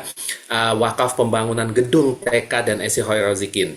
Kita masih ada 248 juta lagi atau 19%. Mohon doanya agar kita dimudahkan dan dilancarkan sama Allah, dan rencananya ketika ini sudah lunas, Bunda Dina juga udah informasikan bahwa insya Allah kita akan segera membangun lantai 2 untuk perluasan penambahan gedung sekolah dan kemudian untuk kantor bagi tim YKR Bandung. Kemudian untuk jalan, alhamdulillah jalan paving block yang ada di Jalan Hasyim Rahayu yang ada di YKR Bandung itu per tanggal 18 kemarin, alhamdulillah kita sudah memberikan sudah berkontribusi sebesar 29 juta dari 50 juta. Jadi masih 21 juta lagi. Mohon doanya dan mohon doa dari ayah bunda semuanya, dan terima kasih untuk ayah bunda semuanya yang sudah memberikan kontribusi kepada zakat, infak, sedekah, wakaf dan di YKR Bandung. Baik, terima kasih. Kita buka dengan pertanyaan yang jadi seperti biasa pertanyaannya adalah dari raise hand, kemudian yang ada di chat. Silahkan untuk yang resen pertama dengan Pak Fasa. Mana Pak Fasa? Oh, hilang. Atau Pak Fasa? Di mana Pak Fasa? Atau Pak Firman dulu? Silakan Pak Firman. Mangga silakan. Ya, ada Firman. Kalau ada Pak Indra belum. Waalaikumsalam. Assalamualaikum Pak Indra, Pak Ustadz dan teman-teman semua peserta kataku. Waalaikumsalam. Sehat-sehat semuanya. Izin bertanya Pak Ustadz. Ya. Saat ini kan tidak sedikit ya Pak Ustadz ya, banyak banget untuk goda-godaan apapun yang kita lakukan itu untuk menghadapi ikhlas itu tidak mudah gitu. Nah, mungkin bisa dikasih resepnya Pak, bagaimana apapun yang kita lakukan supaya kita semua yang kita lakukan itu menjadi ikhlas dan selalu bersanding kepada Allah Subhanahu wa Ta'ala. Itu aja Pak Ustadz, terima kasih. Oke, Pak Firman, ini yang harus dipahami ya, kita itu bisa beriman mentok ke Allah itu dasarnya ya ada ilmu, karena iman itu muncul karena ilmu. Makanya banyak ayat yang Allah bilang afala tatafakkarun, apakah kamu nggak mikir, afala taqilun, apakah kamu nggak menggunakan akalmu. Jadi untuk beriman mentok kepada Allah saja itu perlu ilmu. Sederhananya gini, ilustrasi. Pak Firman dulu memutuskan melamar istrinya yang sekarang ini. Itu kan karena ada keyakinan, betul nggak? Ada keyakinan di dalam hati ini, the right woman for me, betul nggak? The right girl for me, betul nggak? Betul Pak. Pak Firman bisa yakin ini adalah wanita yang tepat buat Pak Firman. Karena Pak Firman mengumpulkan data-data kan, selama bergaul sama dia, betul nggak? Betul. Baik lo, orangnya ini lo. Nah, itu kan data-data tuh. Data-data yang dikumpulkan sama Pak Firman, lalu Pak Firman akhirnya meyakinkan diri, dia calon istri saya lamar. Benar nggak? Betul. Betul nggak? Ya. Kenapa kita hari ini juga bekerja di sebuah kantor? Karena kita yakin kantor itu bisa memberikan jaminan pendapatan dan masa depan. Betul nggak? Ya. Dari mana? Dari aktivitas kita sehari-hari. Komitmen, kerjaannya benar, suasananya enak dan lain-lain. Akhirnya yakin bertahan kerja di situ, betul nggak? Ya, setuju ya, logikanya begitu ya. Artinya semua keyakinan itu tumbuh karena data kan, karena ilmu yang kita punya. Nah sekarang Bapak Ibu mau beriman kepada Allah 100%. Lalu yang diimani tentang Allah tuh apa kira-kira? Kalau ngomong saya beriman kepada Allah, kalau begitu doang gampang. Bapak Ibu bisa beriman kepada Allah, yang diimaninya apa kira-kira sekarang? Itu dulu yang harus dipelajari sekarang. Saya beriman kepada Allah, apa yang diimani kira-kira? Kenapa saya nggak butuh Tuhan lain? Kenapa saya nggak butuh sandaran lain? Makanya saya hari ini, meskipun saya nggak kerja, nggak punya gaji bulanan, tetap yakin. Ya kalau sekarang sih punya gaji bulanan ya. Bapak Ibu, saya dari 2017 Oktober sampai Desember 2024 itu saya nggak punya gaji. Tapi kenapa nggak punya gaji bulanan? Saya tetap yakin. Ya, tetap yakin bahwa Allah pasti kasih rezeki. Kenapa? Karena ada ayat-ayat Allah yang Allah nyatakan di dalam Quran itu kan, bahwa Allah menjamin rezeki, dan itu saya yakini. Oh iya benar juga. Yang penting saya tahu caranya bagaimana tuh mendatangkan rezeki. Karena Quran juga mengajarkan Allah menjamin rezeki dan mengajarkan bagaimana mendatangkan rezeki. Kenapa Bapak Ibu hari ini yakin bersedekah setiap hari, yakin Allah akan bantu? Ya karena ada informasi yang Bapak Ibu dapatkan dari mana? Dari Quran. Tuh. Jadi Pak Firman, bagaimana untuk nempel terus sama Allah? Ya berarti kan harus dekat terus sama Qurannya. Karena informasinya ada di situ. Betul nggak? Kenapa hari ini orang baca Quran tapi masih belum yakin mentok sama Allah? Imannya belum mentok sama Allah karena Qurannya cuma dibaca. Padahal kalau Qurannya cuma dibaca, mohon maaf ya Bu Misti. Bu Misti kalau baca Qurannya doang, ngerti nggak Bu kira-kira Bu? Nggak ngerti orang bahasa Arab. Ya kan? Kalau nggak ngerti kira-kira jadi ilmu apa enggak? Pernah nggak Bu Misti, mohon maaf ya, Bu Misti, Bu Mariani, Bu Dia Puspor ini, Abah Agus sekalipun ya, baca novel, baca buku cerita yang nggak pakai bergambar, yang tulisan doang Bu. Tiba-tiba pas lagi baca ngeblank. Kok ini halaman ini bahas apa ya? Pernah nggak? Akhirnya diulang. Bener nggak? Nggak, bukan baca begitu, bener nggak? Tuh. Segitu kita baca yang tulisannya Indonesia, meleng, nggak ngerti, nggak jadi apa-apa. Makanya kita ulang. Apa ya ini bahasannya ya? Kita ulang lagi, kok masih nggak ngerti, diulang lagi. Nah sekarang bayangkan, kalau kita hari ini baca Quran, cuma baca Arabnya doang, meskipun diulang-ulang sehari 1 juz, sehari 2 juz, tiap bulan hatam, kalau nggak dibaca, dipelajari, ditadaburi maknanya, artinya, tafsirnya, bahkan sampai takwilnya, kira-kira jadi ilmu apa enggak? Nggak jadi ilmu. Makanya Pak Firman, salah satu cara untuk mendekat kepada Allah adalah dengan cara Quran. Pelajari Qurannya. Ini yang Allah bilang di surat 42 ayat 51. Silakan.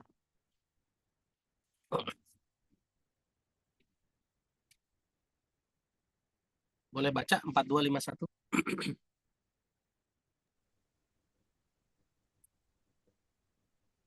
Surat 42 ayat berapa Pak Ustaz? 51. 50.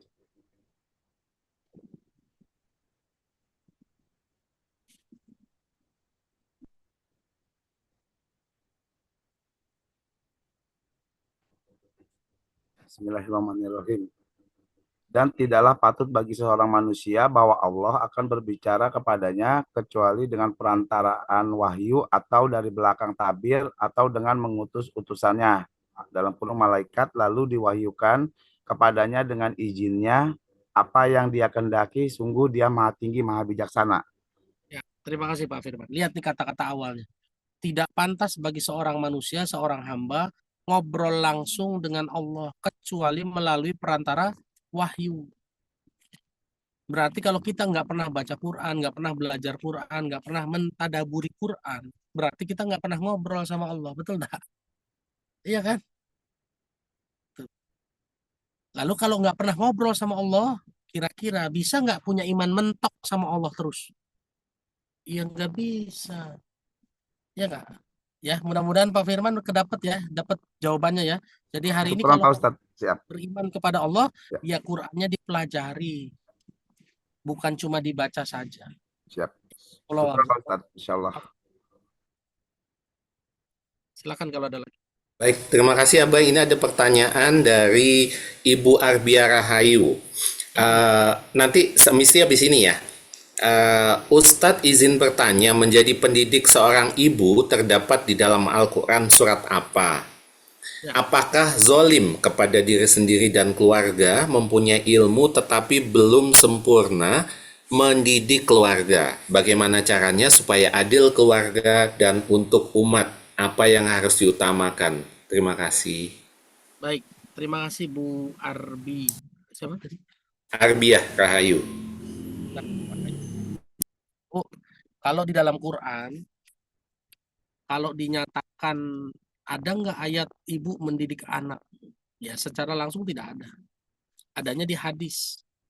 Hadisnya apa? Ibu adalah madrasatul ula, sekolah pertama bagi anak. Oke? Ya, jadi ibu adalah sekolah pertama bagi anak. Buktinya apa? Pada saat ibu gendong anak, ibu susui, ibu sambil ngomong sama dia kan? Sambil ngomong, itulah cara pendidikan ibu pertama kepada anak.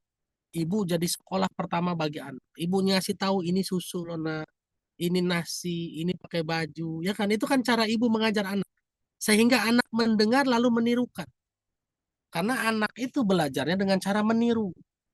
Makanya lihat, begitu anak Allah takdirkan yang tidak bisa mendengar, meskipun ibunya cerewet ngajarin macam-macam, dia nggak bisa meniru kan? Kenapa dia nggak bisa niru? Karena dia nggak pernah dengar. Makanya kalau ada manusia yang Allah takdirkan tidak bisa mendengar, otomatis tidak bisa bicara. Betul nggak Pak? Orang yang ditakdirkan tidak bisa mendengar, otomatis tidak bisa bicara. Tapi orang yang tidak bisa melihat, asal dia masih bisa mendengar, dia tetap bisa bicara. Kenapa manusia yang ditakdirkan tidak bisa mendengar, itu tidak bisa bicara? Karena dia tidak bisa meniru. Apa yang mau ditiru? Ya, apa yang mau ditiru? Karena dia nggak dengar apa-apa. Jadi Bunda, secara ayat Quran, kalau perempuan berbicara sama anak tuh cuma dua. Ada satu ibunya Maryam, ya, saat dia berbicara kepada Allah itu ya. Inni uidzuka biha wa dzurriyyataha minasyaitonir rajim.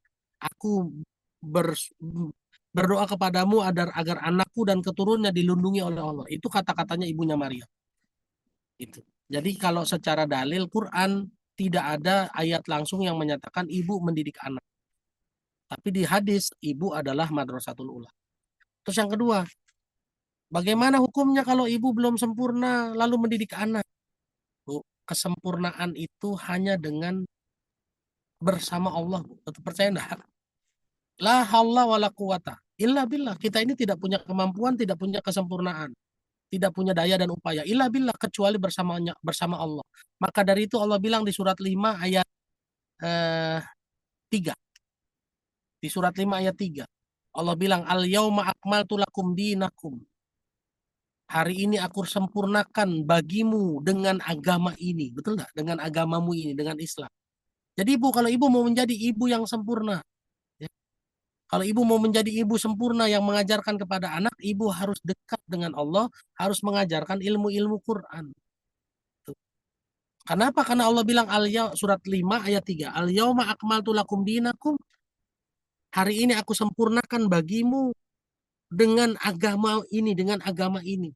Coba bayangkan, kalau ibu bisa menerapkan Quran ya, kita kan beragama Islam. Kita belajar Qurannya dengan kafah, dengan serius, dengan sempurna. Bismillah, alhamdulillah, lalu beriman yang goib. Kalau ini bisa diterapkan, bukankah akhlak kita bagus, akhlak kita sempurna? Betul enggak? Ya Pak? Memang betul manusia tidak ada yang sempurna, betul. Tapi kalau belajar Quran, belajarnya serius, belajarnya dengan benar, bersandar kepada Allah dengan benar, maka bisa jadi manusia sempurna. Lihat Rasulullah, manusia yang sangat sempurna. Kok bisa dia sempurna? Karena dia bersandar kepada Allah. Betul enggak? Ya, kira-kira kita bisa nggak menjadi manusia yang menuju sempurna? Yang menyempurnakan itu adalah agama kita nih, agama Islam. Lalu kenapa hari ini banyak orang yang Islam tapi kok perilakunya masih ngaco, kok sikapnya tidak sempurna, tidak baik? Ya karena berislamnya tidak kafah, betul nggak? Berislamnya tidak serius. Lihat, ada orang yang beragama, beribadah, itu kan cuma karena kepentingan. Coba baca Bu, surat 22, Pak Indra tolong bacain surat 22 ayat 11.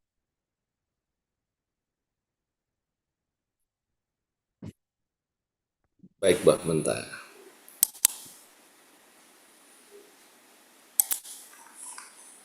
Ayat 11 ya, ya Ustadz. Ya. Dan di antara manusia ada yang menyembah Allah hanya di tepi. Maka jika dia memperoleh kebajikan, dia merasa puas. Dan jika dia ditimpa suatu cobaan, dia berbalik ke belakang. Dia rugi di dunia dan di akhirat, itulah kerugian yang nyata. Ya, lihat ayat Bunda. Ada orang-orang yang hanya beribadah kepada Allah, menyembah Allah itu dipikirkan saja. Ciri-cirinya apa? Orang-orang yang beribadahnya hanya ada kepengennya doang. Kalau kepengennya dia dapat, dia terusin. Kalau kepengennya nggak dapat, dia berhenti itu beribadahnya tuh. Ada nggak orang kayak gini, Bu? Kalau saya tanya sekarang nih ya, saya tanya nih, mohon maaf ya. Banyak Pak Ustadz. Ya, banyak. Pak, saya tanya Pak Indra deh, Pak Firman. Firman, saya tanya. Pak Firman suka sholat duha nggak? Sekarang lebih intens Pak Ustadz. Lebih intens sholat duha? Ya. Apa tujuannya Bapak sholat duha? Sedang memaksakan untuk bisa melaksanakan sholat duha, Pak Ustadz. Iya, kenapa Bapak pengen sholat duha tuh alasannya apa? Karena Dulu deh, baru jangan terima alasan hari ini. baru terima Dulu ilmunya, Pak Ustadz. Baru terima pertama kali pengen sholat duha tujuannya untuk apa? Pertama kali ilmunya apa yang Bapak dapat? Kenapa sih sholat duha? karena ada banyak rezeki katanya kalau sholat duha, Pak Ustadz. Dulu pertama kali Bapak sholat duha kan karena pengen rezeki kan? Ya betul, Pak Ustadz. Berarti itu kan ada maunya, benar nggak? Betul, Padahal betul. kalau sholat coba inna sholati wa nusuki wa mahyaya wa mamati lillahi rabbil alamin. Katanya sholatku, hidupku, matiku, ibadahku hanya untuk Allah Allah saja. Subhanahu wa Ta'ala. Tapi Betul, banyak nggak orang yang hari ini bersolat duha tapi karena pengen dapat rezeki. betul. Meskipun rezeki itu memang ada dalilnya, betul. Ya, coba ada nggak orang yang rutin baca Al-Waqiah hari ini? Siapa yang rutin baca Al-Waqiah? Ada. Bu, kenapa Ibu rutin baca Al-Waqiah, Bu? Apa yang Ibu kejar dulu di awal dulu? Biar tidak terputus rezekinya. Nah, biar tidak terputus rezekinya. Tuh. Ada nggak kira-kira hari ini orang yang rutin baca Al-Waqiah lalu Allah uji nggak dapat rezeki? Ada nggak kira-kira? Ada, Pak Ada. Ustadz. Ada. Lalu setelah nggak dapat rezeki apa yang terjadi? Dia nggak baca Al-Waqiah lagi. Dia datang ke saya, Ustaz, percuma lah baca Al-Waqiah juga rezeki saya aja. Ada nggak yang begitu, Bu? Nah, Ada. itu ya. Jadi Bu, tidak ada yang sempurna manusia ini kecuali dia mengikuti agama yang lurus. Tadi itu yang fitrah yang pertama saya bilang, ad-din hanifah, beragamanya lurus karena Allah saja. Jangan beragama karena kepengennya doang. Coba, kita kan hari ini beragama karena kepengen kan, Bu. Begitu mau nikah baru cari ustadz. Begitu pengen istri hamil baru cari ustadz, cari agama, ya kan? Beragamalah yang lurus. Tidak ada manusia sempurna kecuali dia disempurnakan Allah dengan agamanya, yaitu Islam. Kenapa hari ini banyak orang belum sempurna beragama Islam? Karena dia beragama cuma karena ada maunya saja. Ya kan? Dapat keperluannya dia kerjakan, dia nggak dapat, dia berhenti. Coba deh Bu, bayangkan gini ya. Kalau saya ngisi kajian, niatnya pengen dipanggil ustadz, pengen terkenal. Kalau nggak terkenal, lama-lama putus asa nggak kira-kira? Putus asa. Banyak Asal. iya, banyak dulu ustadz-ustadz yang pengen terkenal lalu nggak terkenal, akhirnya mengambil cara instan, ya pengen cepat kaya, ya makanya ada dulu ustadz yang jadi pemburu hantu, masuk acara televisi pemburu hantu. Ternyata setelah ketahuan beberapa tahun kemudian bohong semua. Iya Bu, ya, nggak usah disebut namanya ya. Ini masa lalu, ya. Tapi ini kan pernah terjadi kan? Ya. Atau yang pernah nonton film bid'ah, Walid coba. Jadi ustadz, ternyata pengen deket sama perempuan. Coba, ya kan? Alhamdulillah ya. Nauzubillah min dzalik. Gitu ya Bu ya. Jadi Ibu secara hadis adalah madrasatul ula. Lalu Ibu bagaimana mendidik anak? Tidak ada yang sempurna kecuali Ibu mau beragama yang lurus. Jadi didiklah anak Ibu dengan agama yang lurus. Didiklah anak dengan ilmu-ilmu dari Allah. Karena ilmu logika belum tentu benar. Tapi ilmu Allah pasti benar. Wallahu a'lam bishawab. Mudah-mudahan bisa diterima ya jawabannya ya Bu. Syukran Ustadz sudah memberikan penjelasan yang bisa dipahami dan alhamdulillah terima kasih. Tapi sebelum menuju ke pertanyaan ke Misti dulu ya Abah, saya izin menginformasikan untuk YKR Bandung kita menerima kita punya program bersama yaitu berbagi kurban ayah bunda semuanya. Nah jadi kurban ini ada yang per orang, jadi sapi itu seharga 24.250.000 sudah termasuk biaya operasionalnya 1 juta. Nah kemudian kalau mau yang satu-satu, jadi satu unit itu ada bertujuh, itu 3.250.000 itu sudah termasuk biaya operasionalnya 500.000. Nah nanti pembayaran dapat dicicil ayah bunda, kemudian maksimal pelunasan tanggal 1 Juni 2025. Nah, kalau yang dia nanya, apa sih biaya operasional itu termasuk juga untuk kepada tim jagal yang profesional, kemudian biaya penyaluran ke pelosok dan biaya pemeliharaan. Bagi ayah bunda yang ingin bergabung dengan YKR Bandung untuk program hewan kurban, bisa menghubungi CS kami di 081124577777 dan bisa disalurkan ke rekening BCA Syariah program spesial YKR di 0545566770. Jadi ayah bunda silahkan yang mau berpartisipasi untuk ikut berbagi kurban bersama dengan YKR Bandung. Baik, sekarang saya persilakan kepada Misty untuk mengajukan pertanyaan. Silakan Misty. Kita masih punya satu lagi ya setelah ini, setelah Misty satu lagi. Setelah itu kita selesai untuk kata hari ini. Terima kasih. Mangga Misty. Terima kasih Mr. Indra. Bismillahirrahmanirrahim. Ustadz izin bertanya dari penjelasan yang dari awal tentang ketetapan Allah. Muncul pertanyaan seperti ini Ustadz. Jadi bagaimana hubungan antara ketetapan Allah dengan kecerobohan kita? Ketetapan Allah dengan dosa-dosa kita. Misalnya ada seseorang yang bangkrut dikarenakan dia tidak rajin bersedekah misalnya. Atau misalnya ada sebuah kecelakaan karena kemudian luka kepalanya sangat parah karena si pengendara tidak memakai helm. Seperti itu Ustadz. Terima kasih. Baik. Ibu dibaca dulu surat 4 ayat 111. Surat 4 111. Dan Ibu tahu nggak nih, sebelum Ibu bertanya ini, saya baru buka surat An-Nisa ayat 111. Ternyata Masya Allah. pertanyaannya di situ. Surat 4 ayat 111.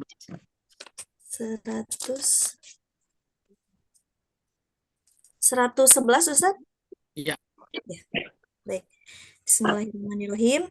Siapa yang berbuat dosa sesungguhnya dia mengerjakannya untuk merugikan diri sendiri.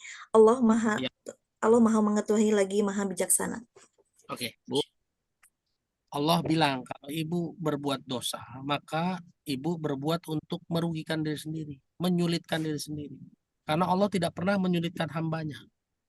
Kalau hari ini ada orang yang naik motor tapi kecelakaan kepalanya pecah. Karena dia nggak pakai helm. Nggak pakai helm itu merugikan dirinya sendiri. Padahal polisi udah ada peraturannya kan. Naik motor harus pakai helm. Makanya kalau ibu nggak pakai helm sama polisi ditilang. Kenapa ditilang? Karena melanggar aturan. Sudah disuruh. Nah, Allah sudah bilang tuh, Bu. Kalau kamu berbuat dosa, dosamu menyulitkan dirimu sendiri ya. Karena Allah tidak akan menghukum seseorang kalau dia nggak berdosa. Allah hanya akan menghukum karena kesalahan manusia. Mana dalil pelengkapnya? Baca surat 42 ayat 30.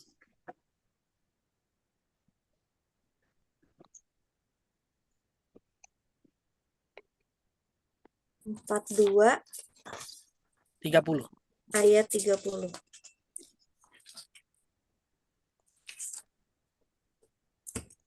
Bismillah. Musibah apapun yang menimpa kamu adalah karena perbuatan tanganmu sendiri dan Allah memaafkan banyak kesalahanmu. Musibah apa yang terjadi karena salahmu sendiri. Segitu Allah memaafkan banyak kesalahan. Artinya apa?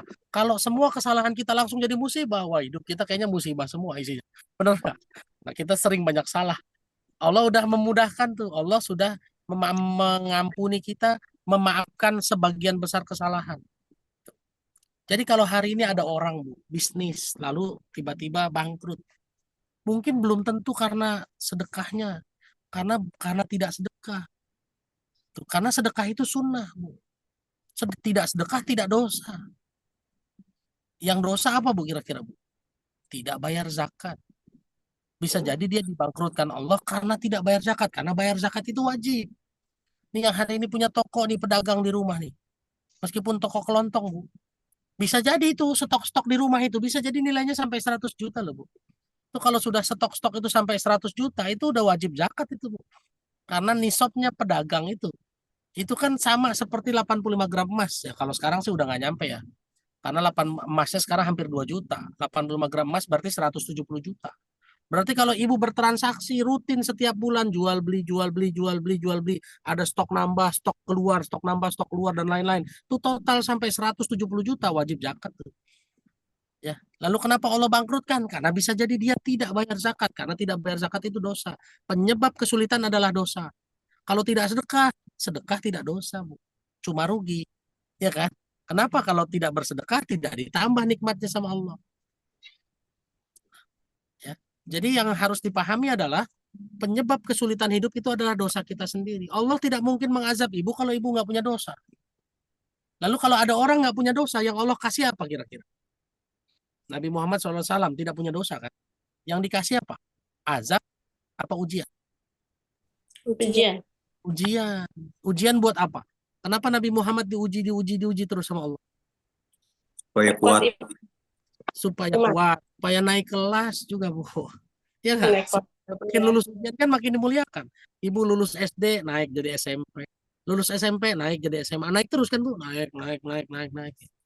Ya. Nah, yang kedua, Bu, Ibu perhatikan kodok dan kodar. Supaya Ibu paham. Apa itu kodok? Apa itu kodar? Kita dari kecil salah belajar pengertian kodok dan kodar, Pak. Betul nggak? Kodok yang kita pelajari di zaman kecil, kodok adalah takdir baik, kodar adalah takdir buruk. Ya, makanya beriman kepada kodok dan kodar diartikan beriman kepada takdir baik dan takdir buruk. Betul nggak? Itu yang kita pelajari dari kecil kan? Iya, Ustaz. Iya. Kodok itu adalah ketetapan Allah yang Allah turunkan kepada kita dan kita tidak dihisap, tidak dimintai pertanggungjawaban terhadap kodok. Ini Pak Mas Nur pakai peci warna putih. Itu kodok buat saya. Saya tidak dihisap karena Pak Mas Nur pakai peci warna putih. Abah duduk merengut tuh jidatnya tuh. Itu kalau Abah merengut, itu kodok buat saya. Dan saya tidak dihisap karena Abah merengut, enggak. Ya. Tapi saya dihisap atas kodar saya. Apa kodar? Respon saya terhadap kodok. Begitu melihat Pak Mas Nur pakai peci putih, saya merespon kan? Ih, pakai peci putih, ganteng bener. Nah, itu respon saya, Pak. Kalau respon saya baik, berarti saya memilih kodar baik. Kalau kodar baik, berarti akan dibalas baik. Betul nggak, Bu? Tapi kalau saya melihat Abah merengut, lalu saya memilih kodar yang buruk. Abah merengut mulu lah misalnya, gitu ya. Itu kan jadi kodar yang saya pilih, Bu. Begitu saya memilih kodar yang buruk, maka Allah takdirkan sesuatu yang buruk buat saya. Karena keburukan berbalas keburukan. Makanya di sini, Bu, kita salah mengerti tentang kodok dan kodar. Makanya, mohon maaf Pak Indra Wibisono, kita ini bukan wayang, Pak. Kalau wayang 100% diatur dalam, nggak bisa ngapa-ngapain, betul. Ya kan? Kalau kita bukan wayang, kita ini manusia dikasih kehendak bebas. Ibu Misti dengar ada kajian kataku, tapi Bu Misti hadir di kataku dipaksa diatur orang atau keputusan sendiri? Keputusan sendiri. Keputusan sendiri, dan di situ diizinkan sama Allah. Tapi kalau Allah nggak izinkan, bisa nggak Bu Misti tiba-tiba hari ini harus pergi? Bisa. Bisa. Bu Misti punya keputusan lalu diizinkan Allah, makanya Bu Misti duduk di sini dengerin kajian. Ada nggak orang-orang yang sudah duduk di sini tapi Allah nggak izinkan? Bisa jadi ada, dia pergi, meninggalkan. Mungkin macam-macam tuh wasilahnya, bisa istrinya manggil, bisa suaminya ngajak pergi, kan macam-macam. Gitu ya, Bu. Jadi dua hal yang harus dipahami. Kesulitan semua penyebabnya adalah dosa. Kenapa kita gampang berbuat dosa? Karena kita nggak memahami konsep kodok dan kodar. Kita fokusnya sama kodok, lupa sama jaga kodar. Kita ingatnya hujan aja, Bu. Padahal kita tidak diminta pertanggungjawaban terhadap hujan. Kita dimintai pertanggungjawaban atas respon kita karena turun hujan. Betul nggak? Gara-gara kita nggak fokus di situ, akhirnya kita sembarangan bersikap, jadi bikin dosa. Gara-gara bikin dosa, jadilah datang kesulitan. Tuh. Ya. Hari ini ada orang yang bilang begini, pakai helm. Kan nggak ada polisi. Ada polisi, nggak ada polisi, itu kodok buat kita. Betul nggak? Tapi keputusan kita pakai helm itu adalah kodar yang kita pilih. Begitu kodarnya terjadi, kata Allah, tabrakan ente, nggak pakai helm, pecah kepalanya. Nah, itu kodar yang kita pilih.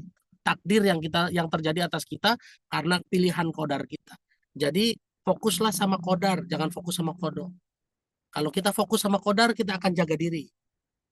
Nggak mau berbuat dosa. Itu ya Bu Misti ya. Mudah-mudahan bisa jawab ya. Jazakallah khair, Ustaz. Jazakallah khairan Ustadz, Masya Allah. Jadi makasih Ustadz, jadi lebih paham sekarang artinya kodok sama kodar. Ternyata jadi kita nggak boleh fokus sama kodoknya, tapi harus ke kodarnya, Masya Allah. Terima kasih Ustadz. Nah selanjutnya kepada Abah Agus, silakan Abah. Ada pertanyaan nih, Bah, yang terakhir. Ya masih ada satu lagi ya. Oke, nggak apa-apa Abah, silakan Abah. Bismillah, Assalamualaikum warahmatullahi wabarakatuh. Waalaikumsalam warahmatullahi wabarakatuh. Afwan Ustaz, ini ada 2 pertanyaan. Yang pertama adalah terkait, mungkin ini Anda nggak tahu apakah ini yang termasuk qada dan qadar ya. Bagaimana halnya dengan manusia yang memang dilahirkan dalam keadaan kafir, artinya ini memang beliau dilahirkan dari keluarga yang memang bukan memeluk Islam. Itu kan memang dia tidak bisa memilih. Itu hukumnya seperti apa gitu kan. Kemudian yang kedua, bagaimana sih kita ini supaya terus bisa diberikan keputusan, kalau yang tadi berkaitan dengan qadar tadi Ustaz ya, bisa diberikan keputusan yang memang itu akhirnya baik buat kita gitu loh Ustaz. Ya. Contoh Siap. gini, kalau kita yang tidak mudah itu kan keputusan yang harus kita ambil dalam sekejap. Ini ke kiri apa ke kanan ya, misalnya gitu kan.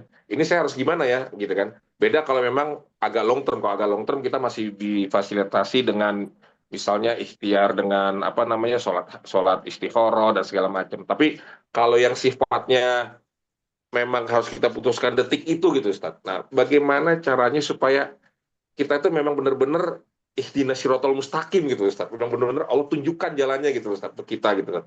Oh ini qadar yang akhirnya memang baik buat kami. Kira-kira gitu Ustaz. Itu aja Ustaz. Syukran Ustaz. Afan, yang pertama memang manusia tidak bisa memilih kodok. Kalau saya lahir di keluarga kafir, keluarga non-muslim, itu kodok. Tapi manusia dikasih kesempatan yang sama untuk berpikir. Dikasih penglihatan, pendengaran, dan hati untuk berpikir. Ya, ada di surat 16 ayat 78. Silakan coba dibuka. Surat 16 ayat 78.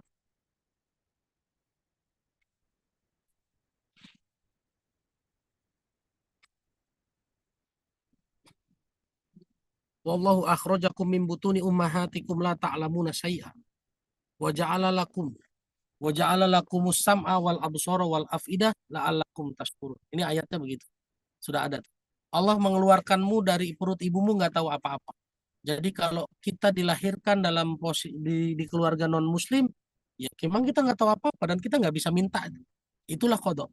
Tapi Allah kasih yang sama, mau Islam mau non muslim, sama-sama dikasih pendengaran, penglihatan dan hati.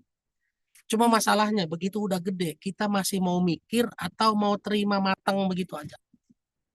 Ya, kebanyakan kita begitu bapak kita Islam, kita lah otomatis jadi Islam tanpa mikir, betul dah? Terima aja. Ya kan? Begitu kita lahir dalam keluarga non-muslim, kita berhenti mikir, terima aja. Coba, orang-orang yang mikir, pada akhirnya, begitu mendapatkan kebenaran, pindah kan mereka kan? Ya, mohon maaf, Pak Fasa Yuda.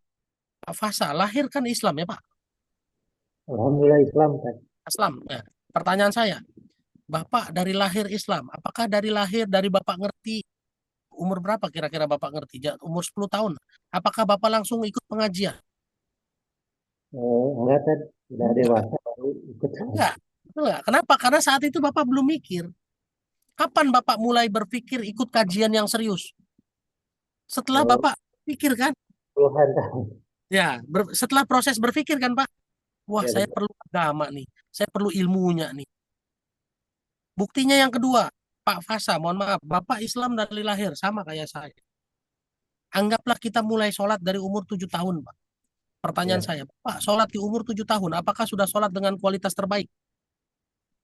Belum kan, masih Belum. ikut-ikutan. Ikut-ikutan. Nah, nggak usah dari kecil lah, Pak. 10 tahun yang lalu sama sekarang, usia Bapak mungkin berapa sekarang? Ada 50 tahun? 48. 48.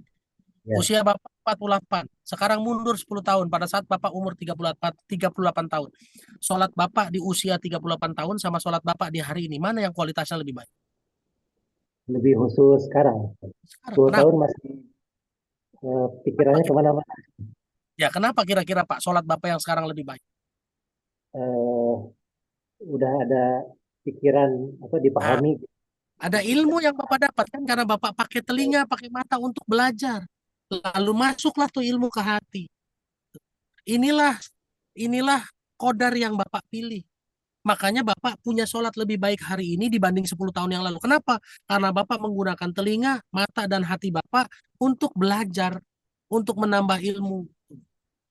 Ya kan? Akhirnya sholat kita jadi lebih bagus sekarang. Ya. Jadi kita nggak bisa ngeles dengan bahasa, saya kan lahirnya di keluarga kafir. Otomatis kalau saya kafir nggak salah dong. Masa saya dimasukin neraka? Pak, kita dikasih telinga, mata, dan hati yang sama untuk mikir. Oke? Ya. Ada ayatnya begini. Boleh dibaca deh, Pak Indra. Tolong baca, Pak. Surat 6 ayat 156. Surat 6, 156. Baik, Ustaz. Surat 6, 156 ya, Ustaz?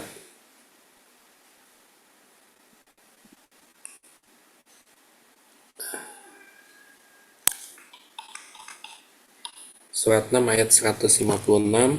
Dan ini adalah kitab Al-Quran yang kami turunkan dengan penuh berkah. Ikutilah dan bertakwalah agar kamu mendapat rahmat. 155 tadi. Berapa? 156-nya. 156. Ya. Ya. Yang barusan dibaca 155. Oh, baik Ustaz. Kami turunkan Al-Quran agar kamu tidak mengatakan kitab ini hanya diturunkan kepada dua golongan sebelum kami, Yahudi dan Nasrani, dan sungguh kami tidak memperhatikan apa yang mereka baca. Nah, lihat, ini omongan orang-orang sama zaman dulu. Quran itu kan kitab-kitab itu kan turunnya sama Yahudi Nasrani. Ke saya enggak, jadi saya enggak belajar. Kalau Bapak baca Arabnya tuh wa in kunna an dirosatihim itu belajar, Pak. Darsa itu pelajaran. Artinya ayat ini Allah bilang, Allah turunkan Quran ya supaya manusia bilang saya nggak belajar loh. Nggak bisa, Pak. Alasan begitu nggak bisa. Nggak bisa tuh bilang, oh saya kan nggak belajar Ustaz. Saya nggak tahu, jadi nggak salah dong. Dikasih mata, dikasih telinga, dikasih hati yang sama supaya berpikir. Itu satu. Ayatnya berikutnya Pak, 157-nya coba Pak, lanjutin.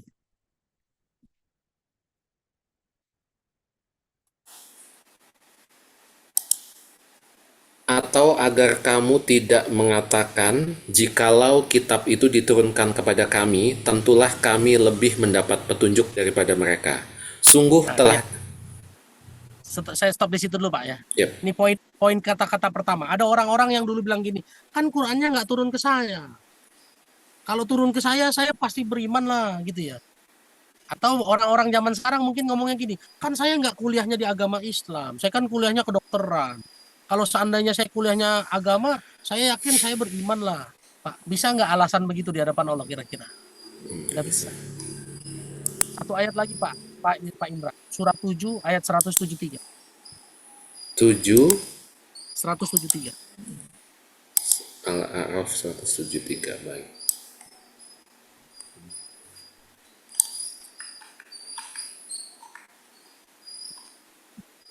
Atau agar kamu tidak mengatakan, sesungguhnya nenek moyang kami telah mempersekutukan Tuhan sejak dulu, sedang kami adalah keturunan yang datang setelah mereka.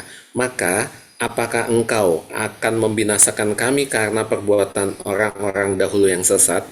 Nah, lihat. Ini kan kata-kata orang-orang yang bilang, kan saya lahir, bapak saya kafir. Bapak saya yang musyrik. Saya kan anak mereka. Gara-gara mereka musyrik, saya jadi musyrik juga. Masa saya disalahin? Nah, ini kan kata-katanya kurang lebih begitu, Pak. Saudara. Bisa nggak, Bah, kira-kira kita beralasan begitu di hadapan Allah? Nggak bisa. Kita dikasih akal yang sama, dikasih mata yang sama, dikasih ilmu yang sama, dikasih hidayah yang sama. Disuruh mikir sendiri. Nabi Ibrahim bapaknya kafir, tapi Nabi Ibrahimnya jadi nabi. Nabi Muhammad SAW pamannya kakeknya kafir, tapi Nabi Muhammad soleh. Bener nggak orang Islam? Kenapa pamannya nggak mau masuk Islam? Pilihannya dia sendiri. Begitu ya. Ya, Bah, ya. Jadi kita nggak bisa bilang saya lahir dari keluarga kafir, jadi saya kafir wajar dong, nggak bisa. Itu kodok. Silakan pilih kodar sendiri. Itu yang pertama. Yang kedua lupa pertanyaannya saya. Tadi apa ya? Ini Ustaz, bagaimana kita benar-benar bisa mendapatkan petunjuk gitu. Maksudnya memang apalagi kalau kita memerlukan petunjuk yang memang cepat gitu. Kayak misalnya, oh ini belok kanan apa belok kiri, atau kita ini mengambil keputusan apa gitu, tapi yang memang nggak butuh waktu lama gitu ya. Karena kalau untuk lama itu kan kita mesti punya fasilitas istihoro dan lain-lain. Yang sifatnya Siap. spontan, Ustaz. Yang sifatnya Baik. spontan. Ada di surat 41 ayat 35. Nah, prakteknya di surat 41 ayat 35.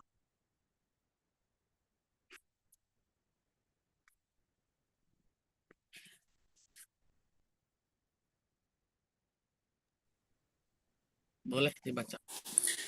Sifat-sifat yang baik itu tidak dianugerahkan melainkan kepada orang yang sabar, dan tidak dianugerahkan melainkan kepada orang yang mempunyai keuntungan yang besar. Poin pertama yang harus disampaikan, yang harus kita pegang. Segala sesuatu itu dimulai dengan sabar.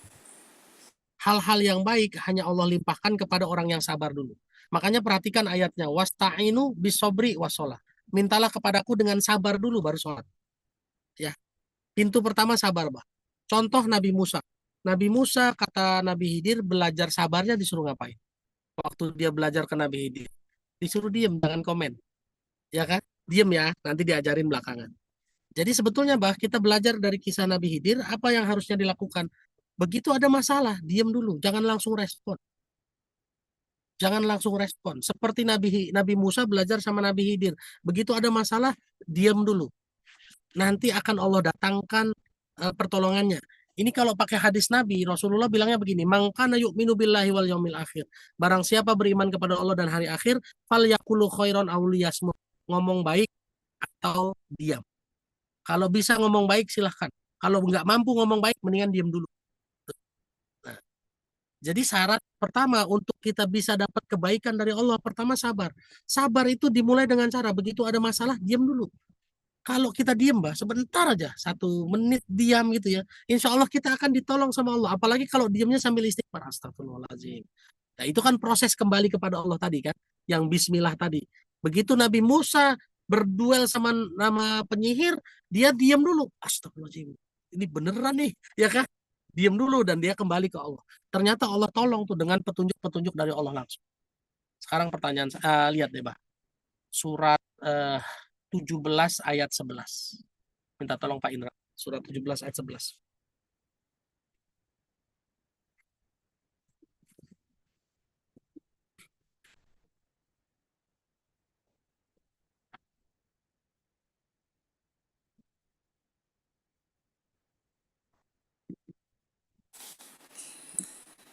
Dan manusia seringkali berdoa untuk kejahatan sebagaimana biasanya dia berdoa untuk kebaikan.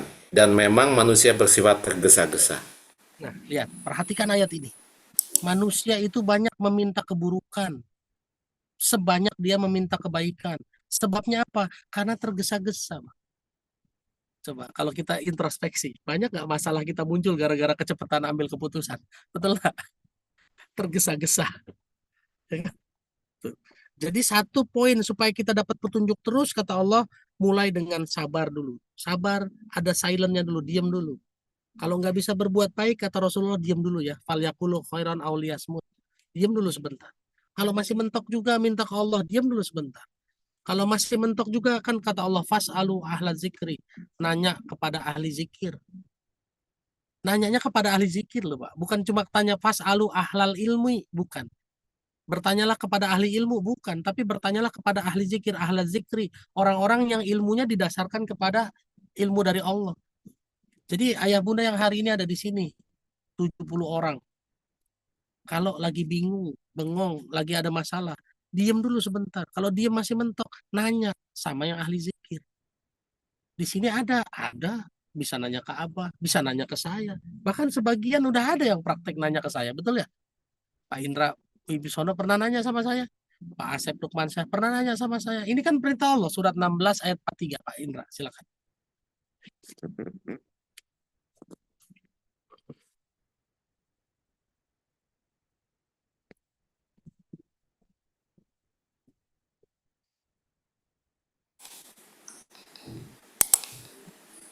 Dan kami tidak mengutus sebelum engkau Muhammad melainkan anak laki-laki yang kami beri wahyu kepada mereka. Maka bertanyalah kepada orang yang mempunyai pengetahuan jika kamu tidak mengetahui.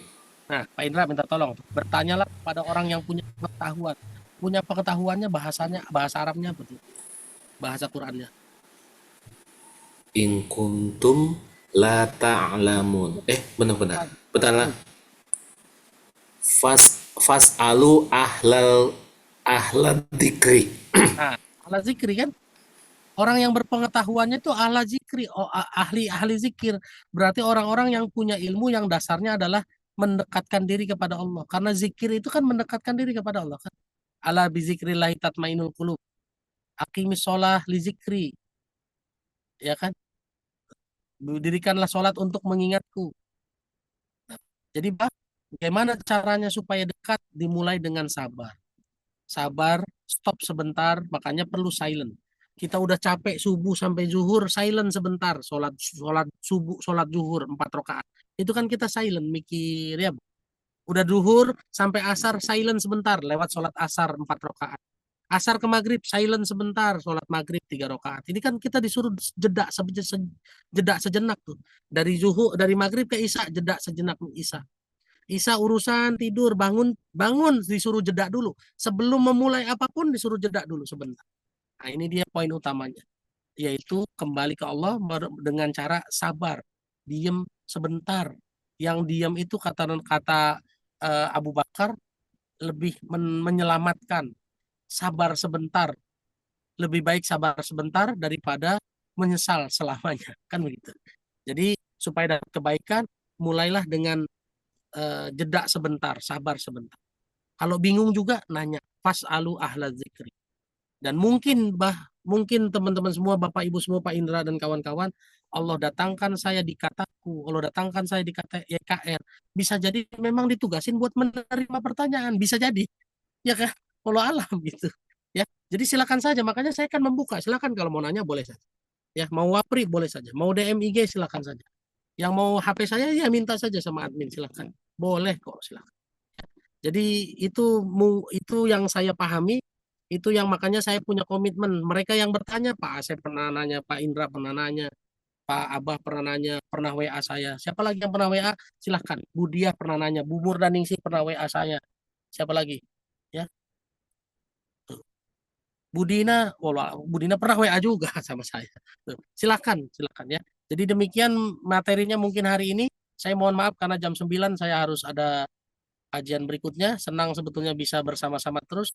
Qadarullah nih jadwal di Majelis Taklim Imanuddin itu mereka minta dari bulan Januari, mintanya Maret. Saya nggak bisa Maret, saya bisanya April, baru deal tanggal segini. Nah, baru kataku muncul setelah bulan Februari kan. Jadi jadwal ini sudah ada dan tidak bisa dibatalkan. Ya, mohon maaf, sekali lagi mohon maaf, saya kembalikan ke Pak Indra Bibisono. Baik, terima kasih Jazakumullah khairan katsira Ustadz yang sudah membersamai kami. Terima kasih. Jadi recap yang kita bisa berikan adalah ketika kita diajak sama Allah untuk kembali, fitrah manusia adalah beragama yang lurus. Tadi Ustadz sudah kasih tahu bahwa ini dan kemudian diajarin bahwa arti bismillah itu adalah ketika kita minta izin sama Allah, ketika sudah dapat izin kita bersyukur alhamdulillahirobbilalamin. Kemudian dan ketika kita ngomong bismillah itu bukan hanya sekedar retorika saja, tapi itu sebagai bentuk dari perizinan kita sama Allah. Dan ternyata ketika kita tahu bahwa apa yang terjadi itu ternyata dari dosa kita, Masya Allah, Masya Allah, itu menjadi reminder buat kita semuanya. Dan ketika kita ikhlas pada sesuatu yang gaib, tanpa mempersekutukan apapun, maka kita terima ikhlas apapun yang diinginkan, apa yang terjadi, karena apa yang terjadi itu tidak terlepas dari kehendaknya Allah semua. Terima kasih Ustadz, semoga kita semuanya diberikan kemudahan dan kelancaran semua urusannya. Mohon maaf apabila ada kata atau perbuatan kami yang kurang berkenan, namun izin mengingatkan bagi yang belum absen, silakan absen. Dan sekali lagi kami menginformasikan bahwa YKR Bandung menerima kurban. Jadi ada kurban untuk YKR Bandung. Mangga silakan yang mau join, silakan hubungi customer CS kami. Kemudian yang belum setor sedekah subuh IB, silakan untuk segera setor nomornya sudah tercantum di sana. Dan bagi yang masih belum zakat, kami juga menerima untuk zakat profesi. Yang udah gajian nih, mangga silahkan. Dan bagi yang sudah menjadi member, yang sudah menjadi anggota IB Indonesia Bertahun YKR Bandung, yang sudah udah hampir expired, silahkan perpanjang untuk menghubungi CS kami. Kemudian info untuk dinar, kami melayani untuk beli emas dinar Khairozikin, beli maupun buyback. Kami insya Allah juga melayani dengan Korwil Bandung, Kabupaten Bandung Barat. Kemudian coaching Garpu Tala yang akan dilaksanakan setiap Rabu offline, juga online, persembahan dari Korwil Kabupaten Bandung Barat. Dan insya Allah nanti di tanggal 3 dan 4 akan ada seminar hybrid dan training hybrid magnet rezeki. Dan halal bihalal dialog gue, Gen Z, persembahan dari DKA bersama dengan Bunda Dina Indrani dan Raffi Alfarizi, insya Allah. Terima kasih ya Bunda semuanya yang sudah hadir hari ini. Semoga kita semuanya diberikan kemudahan, kelancaran oleh Allah, dan kita diberikan keistiqomahan, dan semoga Allah ridho sama kita. Alhamdulillahirrahmanirrahim, kita akhiri acara hari ini dengan membaca hamdalah dan istighfar, dan ditutup dengan doa kafaratul majlis. Alhamdulillahirrahmanirrahim, astaghfirullahaladzim, subhanallah wa bihamdik, asyhadu an la ilaha illa anta, astaghfiruka wa atubu ilaik. Wabillahi taufik wal hidayah, wassalamualaikum warahmatullahi wabarakatuh. Terima kasih Ustadz Indra, Yanda Fajrin, Bunda Dina, Abah Agus, dan semua yang hadir di sini, Pak Firman, semuanya. Sampai ketemu di minggu depan insya Allah di kajian kataku. Wabillahi taufiq wal hidayah. Assalamualaikum warahmatullahi wabarakatuh. Assalamualaikum, terima kasih. Waalaikumsalam warahmatullahi wabarakatuh. Jazakallahu khair semuanya, Ustaz. Amin, amin.